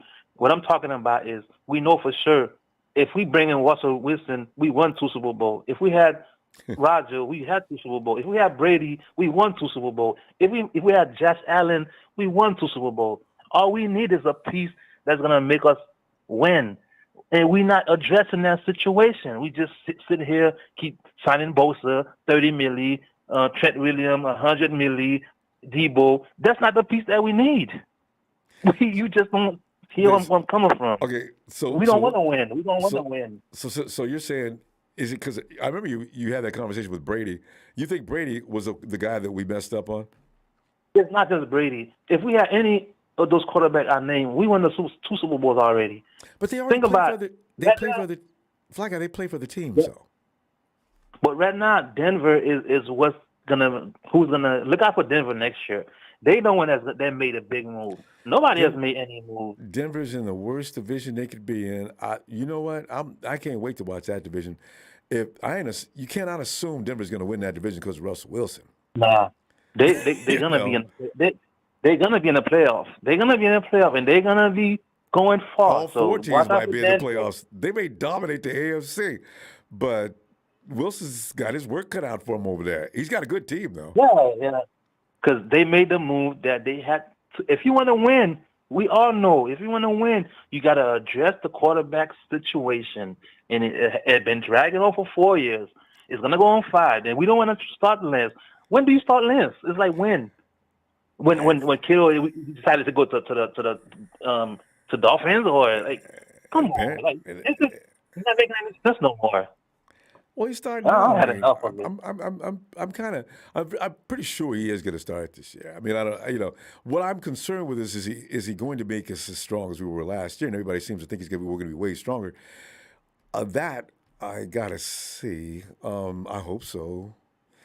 I don't have a lot of faith in it, though. You can tell by my voice, but because I'm just looking at realistically. I say, here's a kid, 22 years old.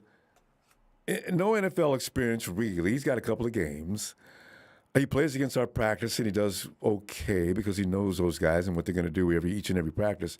So to put him out there against the schedule we got coming up next year is going to be a huge test. If he passed that test, you won't hear another word of worry from me ever friggin' again. But right now, I'm actually scared for him. Me too. It's like we expect Trey Lance to come in just boom, boom, boom, boom, and it's easy as 1, 2, 3. It's not easy as 1, 2, 3. A lot of people think so. We want to bring the players that been there, done there. They win the playoff game. They won the big game. They won the Super Bowl game, and we haven't addressed those players that have been in free agency a long time ago. It's not just this year. Oh, it was not available. Brady was available for 3 years ago, 4 years ago. He's mad but at us. Roger was available. Look at Russell. We let Russell Wilson walk without even make an offer. Like, here, Russell, we give you Nick Bosa and that. So what? We say Nick Bosa. Hey, didn't Russell Wilson get traded? I mean, what I'm trying to show you is if we're gonna win the Super Bowl, it's gonna start at the quarterback position. That's where it's gonna start at. You can't trade for Russell Wilson. You just threw away draft picks. But you gotta lose something to get something. We can't just get somebody best player, but we don't want to give anything. That's what I'm trying to say. We gotta make sometimes we let our best player walk for free. Like look at that's true. We don't run big risks. That's definitely true. Yeah, we let them walk. The 49ers never have though. They got a history of doing That's it what this I'm way. saying. If we want to win, first thing we got to address is the quarterback position. Make a big move. Just like Denver made a big move, do it. And we're not doing that. It's like Kyle offense. Who cares about Kyle offense? Then let Kyle go. Well, he's in charge. Bring in a quarterback. Huh? He's in charge, though. No, what I'm saying, Kyle can't just be pushing players away because of my offense. Well, you're a coach. Okay. You gotta, so you got to get rid of Kyle. No, and then bring, I'm saying if Kyle pushing those players away because he want them to, if you can't play my offense, you're not a part of 49ers. We don't want a coach like that. Well, then we'll tell you got to get rid of Kyle. Then you got to get a Kyle but that's more Kyle susceptible. He has to change. If he can't change, then we got to change Kyle. That's what I was saying. But we can't be hearing every. Okay, but you know what? Man. I know, but we're not Fly Guy, where do we get off? I mean, we've been doing, as I said, the last 2 out of 3 years, we've been in the NFC Championship game and won Super Bowl. I mean, do we complain too much? Yeah, but listen, the reason we came short because we was missing a piece. We couldn't make any plays in the quarterback position. If we had a quarterback that could get at least 3 first downs in the fourth quarter, we won the game. At least 3. You know what? There's several other mistakes that were made in that game that could have made a difference too. Okay, Fly Guy, what I'm saying, people always spotlight the players they don't like the most and blame them. But in a football game, there's lots of moving parts that have to do things actually right. What if Richard Sherman makes a play on Sammy Watkins? What if the 49ers, who noticed that Tyreek HIll was running the same pattern twice, running downfield, what if they didn't make some kind of adjustment to that? What if George Kittle doesn't get called for that offensive penalty in the first quarter? There's so many things. But listen, down to just one play. Listen to what you're trying to say. You saying that our defense should have made a play for us to win. They made They made enough I just plays. said there was many things. Jimmy missing Sanders hurt too. But All of it they hurt. they But made no enough one plays for us play. to win. They can't make every play. They made enough. It just our offense in the fourth quarter could not get a first down. That's why we was up almost 17-0. I mean, what the score was? Almost 17-3 or something. We got our brains beat out in the last few minutes of the fourth quarter. 6 minutes, and Kansas City went. That's what I was saying. wild. Yeah, that's what I was saying. If we had a quarterback that could at least control the clock, get a first down. That's it. That's all we needed. Brady would have got a first down. What if Rodgers would have got a What if we didn't have the right guard became a wide open door because he just plain ran out of gas, and the Chiefs were coming through there and breaching every play. Every play. And Go then back and watch the film. one last thing, Ronbo. One last thing. Out of the fourth Super Bowl we won, who did we win it with? What we won it with two backups or two You mean the five bench, Super Bowls? two rookies? The fourth Super Bowl we won it with two elite quarterbacks. We need that position addressed.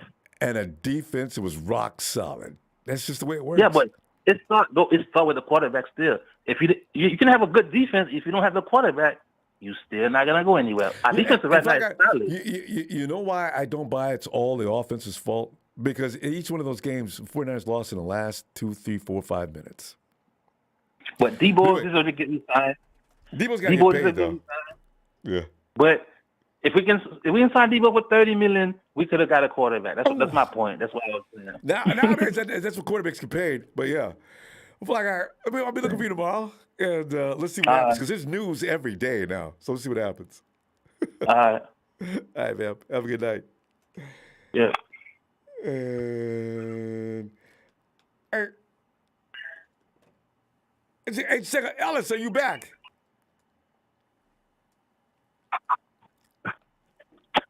Ronbo. Ellis. What's up? I should never tripping on Deebo, man. You know, because like I blame Tyreek and I blame the Dolphins, and I blame the Raiders, and I don't really like the Raiders. That's what really pisses me off. And they went over there and paid Devante, set the new price. I hope it comes back to bite them in the ass, you know? But now it's biting everybody else. Oh,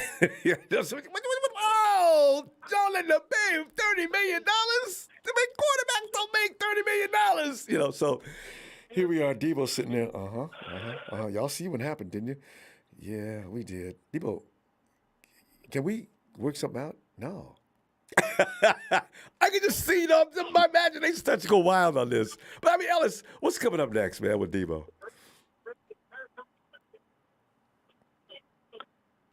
And I'm guessing a 4-year extension, you know, at a minimum and at a maximum. You know, just to give us some little breathing room, and then I mean he's gonna need, you know. 25 is the floor, right? That's the floor. And to think we were talking, what were we talking, between 18 and 23 a few months ago? We didn't know what we was talking about. That's what I was talking about. Yeah. Yeah. See, they should have jumped on this earlier. That's the problem, man. They should have jumped on this earlier before all this stuff hit. That was a bad move, you know. And they should have been able to read the NFL room. You know Tyreek and Devante in particular. You just need to know the next big time wide receiver is going to get paid. Do it now. No, we waited. Yeah, now we're stuck in this predicament, and you know, for me, I'm just hoping that you know, Deebo doesn't get too, you know, ridiculous with himself and try to be like, oh no, you know, if we give him a pretty. I mean, look what George got. You know, what was Warner's contract? Is he like 100? What he 100? Is he? What George was? What 70 something, 80 something million? I forgot. But that was a nerve-wracking summer too. They were all. Only one I think that's exceeded 100 million is what Fred and Trent. Williams? Yeah. Yeah. Weren't those the only two contracts we have that exceeded 100 million? Mm-hmm. See, because 49ers don't believe in breaking the bank. They just don't do it. Well, That's why shit, you Kansas gotta City have lost money. Tyreek Hill. You gotta have enough money to do it. And Yeah, then there's that. we can't break the bank on 5 players because it takes 22 to play on both sides of the ball. Or just have So a bunch of Mary minimums. Yeah. Yeah, that's what I'm saying. So it's unfortunate. Everybody wants to get paid the top dollar, but if the funds were only allowed a certain amount of funds, if it was unlimited, then that would Like be it was. totally different. Yeah, when DeBartola, yeah, everybody gets paid. Yeah. So, but yeah, I don't know, Ronbo. I still feel like Deebo's going to be here. I don't think they're gonna do anything. They're slow playing us with this, the stuff between Jimmy and the contracts. And if Deebo gets paid and Nick doesn't get paid, what's Nick going to do? I mean, is he character-wise, is Nick going to be like, I'm not worried about it. I know I'm going to get mine, and and she's just going to come he's and like then that. we're going to have And to he's right. we're going to have to break him off next year. If he And can't get that it would be here, good. That would be get it somewhere great. else. Yeah. Well, let's hope that he's okay with really not getting paid and playing one more season, and then we hit him off. But he's a first round pick though, fam. So remember, he's the pressure's not really on him. Oh, we next can still year. get it. Yeah. Oh, okay, yeah. So we still got that fifth round option access. I mean that yeah. Okay. Because I think that's the only thing we got working in our favor. That are highly susceptible to getting hurt. Nick and Deebo will go down on you in a heartbeat. Jimmy, all of our players that have meant anything to this team, already Raheem is gone, George, all of our stars go down. They're never going to give you a whole 17 weeks. It's never going to happen. Except for Fred. He's the only one. Nick made it this year. Yeah, and he came off a damn ACL, man. I mean, I don't know. We don't know too many people that can do stuff like that. Him and Joe Burrow, they went to the same surgeon. They're best friends. They got the right, they went to see the right guy, and then they got the right rehab and people around them, whatnot. So they were. Keep that doctor. They're two out of a million. You know what I mean? Because other ACLs. I mean, look at OBJ. It took him a while. He didn't really start kicking it into gear until like the third, fourth game of him playing with the Rams. He did go to Ohio State. Yeah. So. I don't know, man. It's gonna be shaky though if we don't hurry up and do this. I'm tired of hearing John saying we've had talks and we've done this and we've done that. Get to the damn contract. Send Deebo to bring him to Brink's truck and let's get this going. I just want Deebo to, like I made that point. I heard somebody else talk about it. Devante Adams has been playing as a top 5, top 3 receiver for how many seasons straight? I can't even. Deebo even said he feels like he's the greatest receiver. Yeah, Deebo even said he's the greatest receiver, best receiver in the NFL. So if Deebo can maintain some consistency and play, yeah, he did. He said Devontae's the best. I didn't even know. Oh, he said Devontae is. Devante Adams, yeah. Oh, okay, yeah. I thought you said Deebo said he was. Yeah, no, and Deebo's right. Oh, yeah.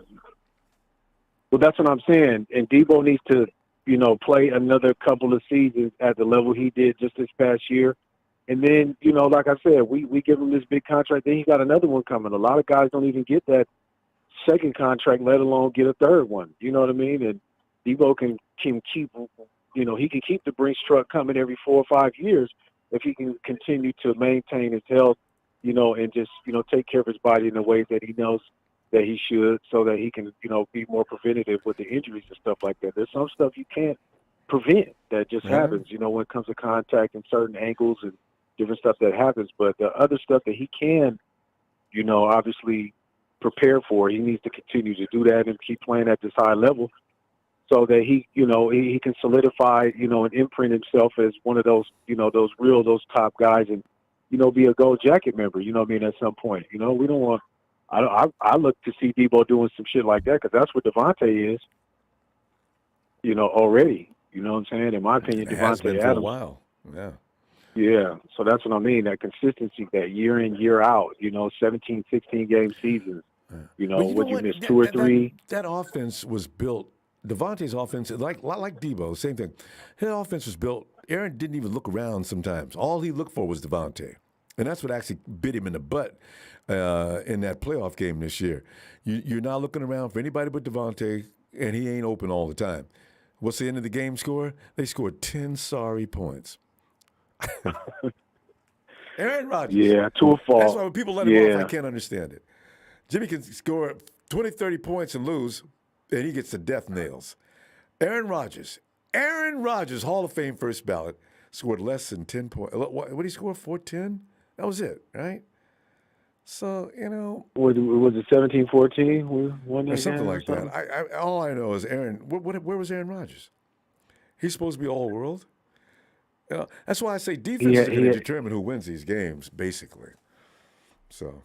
Yeah, he was walking around looking like that emoji with the eyes closed and the mouth straight. That's where they must have made that emoji from. You're right. Aaron doesn't want to hear it. Aaron, can we have a word? No, I'm out of here. So. And now you don't even have Valdez-Scantling. You don't have Devante anymore. Like, what the hell are you going to do, Aaron? Lazard can't carry that team by himself. They're going to go into the draft and try to get something because there's plenty to pick they better from hope this year. and pray. Well, what did they get for Devante? What picks did they get for Devante? Wasn't it just they even get a pick for him? I wish I could look back. I forgot. All right, we'll find out. Anyway, else we got to go now, though. I'll see you tomorrow. Yes, sir. Yes, sir. All right, bro. Okay, family. Appreciate you as always, man. And, thanks, Ellis. Shout out to all the faithful out there, man. Love y'all, man. Stay safe and keep you lifted, man. We're gonna make this shit happen. We're gonna be all right. Ain't no more trouble than anybody else. Yes, sir. Shout out to Hit the that squad, like and Phil. subscribe, y'all. Thanks, Appreciate Ellis. you, family. Thank you. All right. Peace. Yo, Eric, what did the Raiders give up for Devante? It had to be a boatload of picks. Hey, Eric. Yo, what's up, Ronbo? Eric, man, we're sitting here contemplating Deebo. Now, we know we're not going to lose him. No matter what, we're not going to lose him. But, we got to sweat it out like we like to do in the offseason, right? Well, I'm saying that now. Watch 3 weeks from now, Deebo Samuel goes for a block. Because you know what? Now, when the notifications, I look at my phone. No, it didn't. Something's wrong with my phone. I was like, I can't believe some of the things that have been down the last 2 or 3 weeks, So, Yeah, no, I think Deebo's gonna get signed. I don't think we really have to worry about it. Now, I mean, obviously the cost is going to be something we have to worry about. But honestly, John Lynch has already said multiple times that Nick and Deebo, they're going to be here for a while, and I don't see anything changing in that perspective. I think Deebo is probably the best player on the team other than Trent Williams. I don't think they're going to let Deebo go after this season, what he did. Obviously, it's a scary thought to give a player, the top money for, the highest paid receiver in the league off of, I would say, one elite year. Obviously, he was good the other years, but this is his first showing that he could put up top 5 numbers. And I understand it is a scary thing. But I wanted to talk about what one of the other callers said about, I think it was Fly Guy, about the quarterbacks. And personally, I don't see that as the case. If you really look at it, if Tom Brady retired and all of a sudden Jimmy Garoppolo became the only quarterback with multiple Super Bowls, that right there proves to you that just because you have go ahead. Oh, is that true? Yeah, that is true. There's no other starting quarterback, in the league that has multiple Super Bowls. It's Tom Brady and Jimmy Garoppolo, and that's pretty much it. Yeah, but there's kickers and other players at special teams that also got rings that didn't play. I mean, it's a little different. But go ahead. Let me hear the rest of your point. Yeah. I'm talking specifically quarterbacks. There's only it's Jimmy Garoppolo and Tom Brady, the only ones that have Super Bowl rings, and that's something that goes to show that just because you have a top 5 quarterback does not necessarily mean you're going to have that 2 to 3 Super Bowls that he was talking about.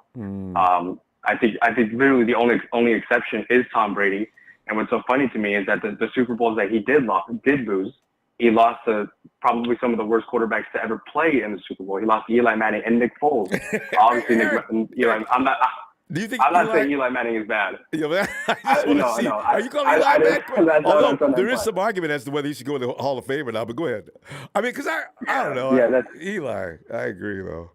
yeah. No, he's goated for stopping Tom Brady from getting all those rings. I'm just Twice. saying that in terms of the career, I'm not saying that Eli Manning is bad or anything. I'm just trying to say that like Eli Manning, I don't think he was ever regarded as a top 5 quarterback ever in his career. And look at that defense. I've never seen that.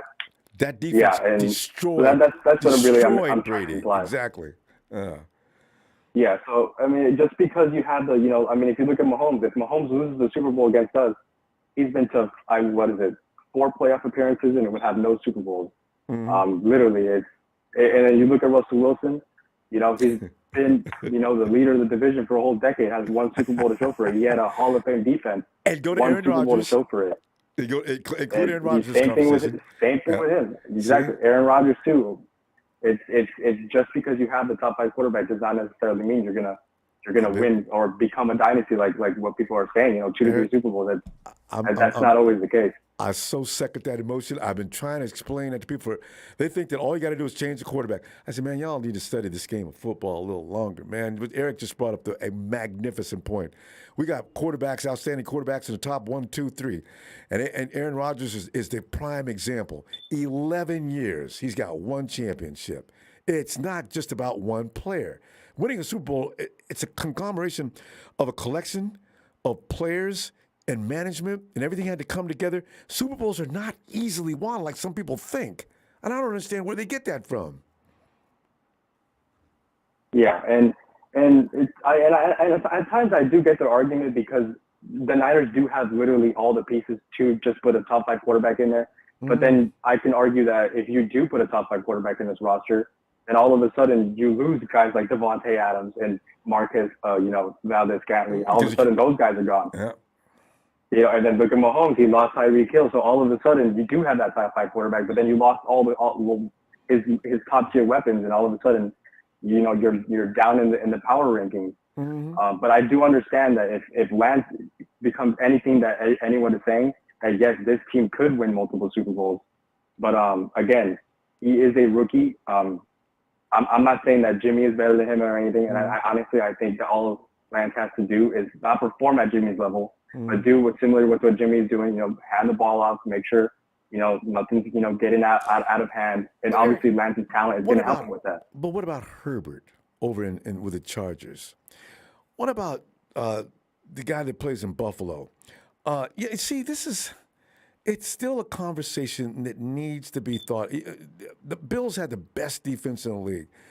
And they let Josh Allen do all the passing. And they ran a little bit, right?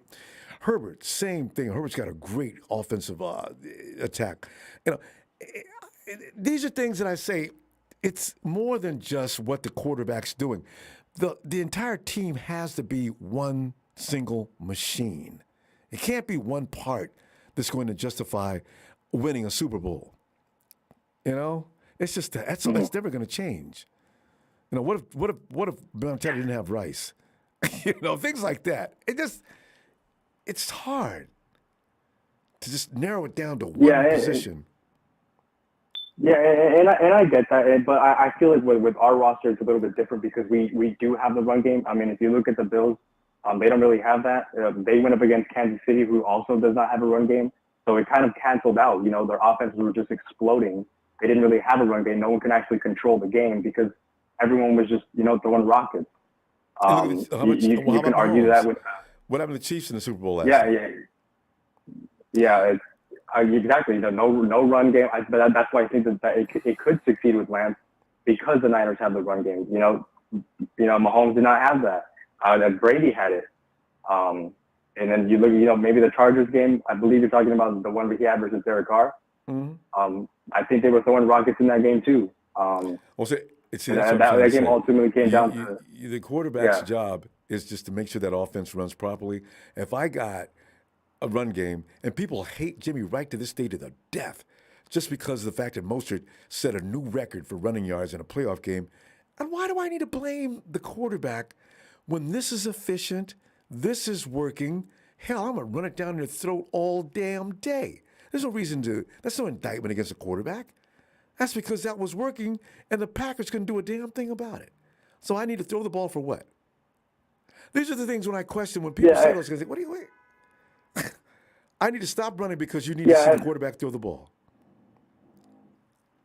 Yeah, but to me, I think there is an argument to that because I mean Jimmy Garoppolo at the time, only thrown 8 passes in the NFC Championship game. I think to me, if I'm Kyle Shanahan, I do want my quarterback going a little bit more because it was his first playoff experiences. You want your quarterback with a little bit of confidence in his arm going into the Super Bowl to play Mahomes. I understand that the Niners, were, they had the run game was exploding. But I think if you add the element of the pass game, then it could, both of them could start working together. So you know what I mean? So, but the thing is, you're preparing for the future, or you're just throwing the ball just to be throwing the ball, though. That's my only problem. Yeah, and I understand what I'm trying to say is the Chiefs have their version of what we have. We like just like the NFC Championship game where we ran the ball. That's what the Chiefs do, but they just throw it. We didn't have the pass game because I don't know what it was. I don't know if Kyle wanted to hold Jimmy back. I don't know what it was. What I'm trying to say is I wish Kyle would actually have Jimmy throw the ball so that both parts of the offense would actually merge into being one unit instead of us just always running the ball. True. But you're gonna see this year without Tyreek Hill, and actually they shut the Chiefs down last year from just throwing the ball. They adjusted the defense, and now the Chiefs had to readjust, and they lost a bunch of games. First 5-6 weeks, their record was as bad as ours. And then they finally changed and went to a shorter passing game. See, everybody says it's a passing league. Listen, people need to realize the defense is going to evolve right along with that passing game.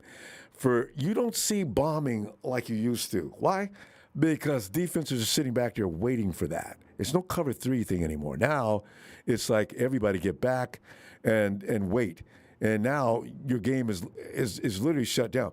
Mahomes suffered for that for a long time. I think, and what happened in that Buffalo game is the defense just decided to go mano con mano, and everybody's going to throw the ball. But you're not going to get that very often.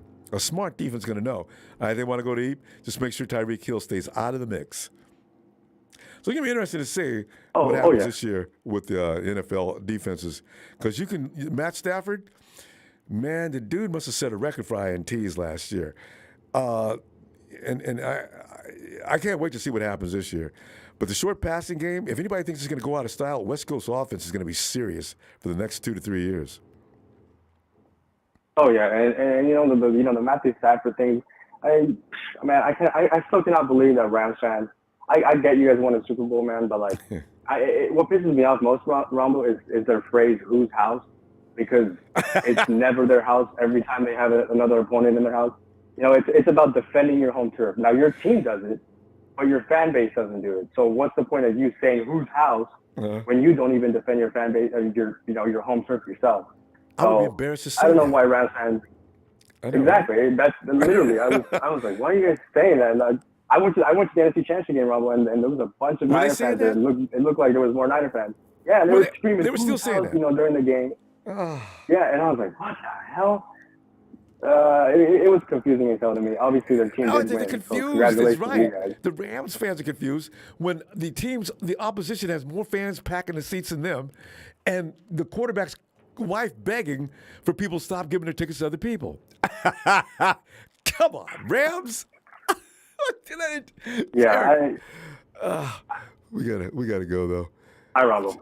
Tell you what, Eric, I always love talking to you. Looking forward to tomorrow. All right, have a great night. Hi, Ronbo. Yeah, Rams fans, man. Oh yeah. Well, 49 fans, you and I both know that since we have been on top of the heap for so long compared to these teams that are coming in and give us grief, it comes with the territory. You know why? Because they want to be like us. And it gives them great pleasure to have these. They're not often. They have these moments when they can get us. And, as I said, the Raiders, you notice there's no Raider and Hawks fans in here? Because they're now dead meat. Now, the Raiders may be back next year. In fact, I expect them to be. But they're in a division where it's not going to be easy. I mean, it's going to be the AFC West is pure, undiluted hell. So for the Raiders to do anything in that division next year, it's going to be special. If they do, here they come. They're not going to go to bother the Broncos fans or the Charger fans or anybody. They're going to come and bother us. Why? Because they realize who is the badass of the NFL. Rams, you know, find me a Hawk fan. And even Sean's calling it here, but Sean knows. It's just, you know, it's the Cardinals. I look for Kyler Murray to be in deep trouble next year if they don't do better. And Cliff has had it on his last. He's got to be on thin ice. You know, Pete Carroll probably is going to quit probably next year, thinking, I'm getting too old for this shit. I know I'm not gonna rebuild this team. We won 2 games last year, and I was doing the best I could. So we got no draft picks coming up, and the players we got now, we don't have any money. I think I should go ahead and call it a career. I'm pretty proud of myself. All right, Pete, you take care, bro. You 49er fans can just shut up because I owned you for how long? Get that flag on you, Carol. Shut up. Damn, I'll see you tomorrow. We'll talk more 49er football. Have a great night. Appreciate you. Thanks for the contributions, guys. Hey, subscribe. And Rams fans, you especially. You know reason you come in here is because my people are so entertaining for you to mess with. Hit that subscribe. Hey. And don't forget the likes. I'll see you tomorrow, fam.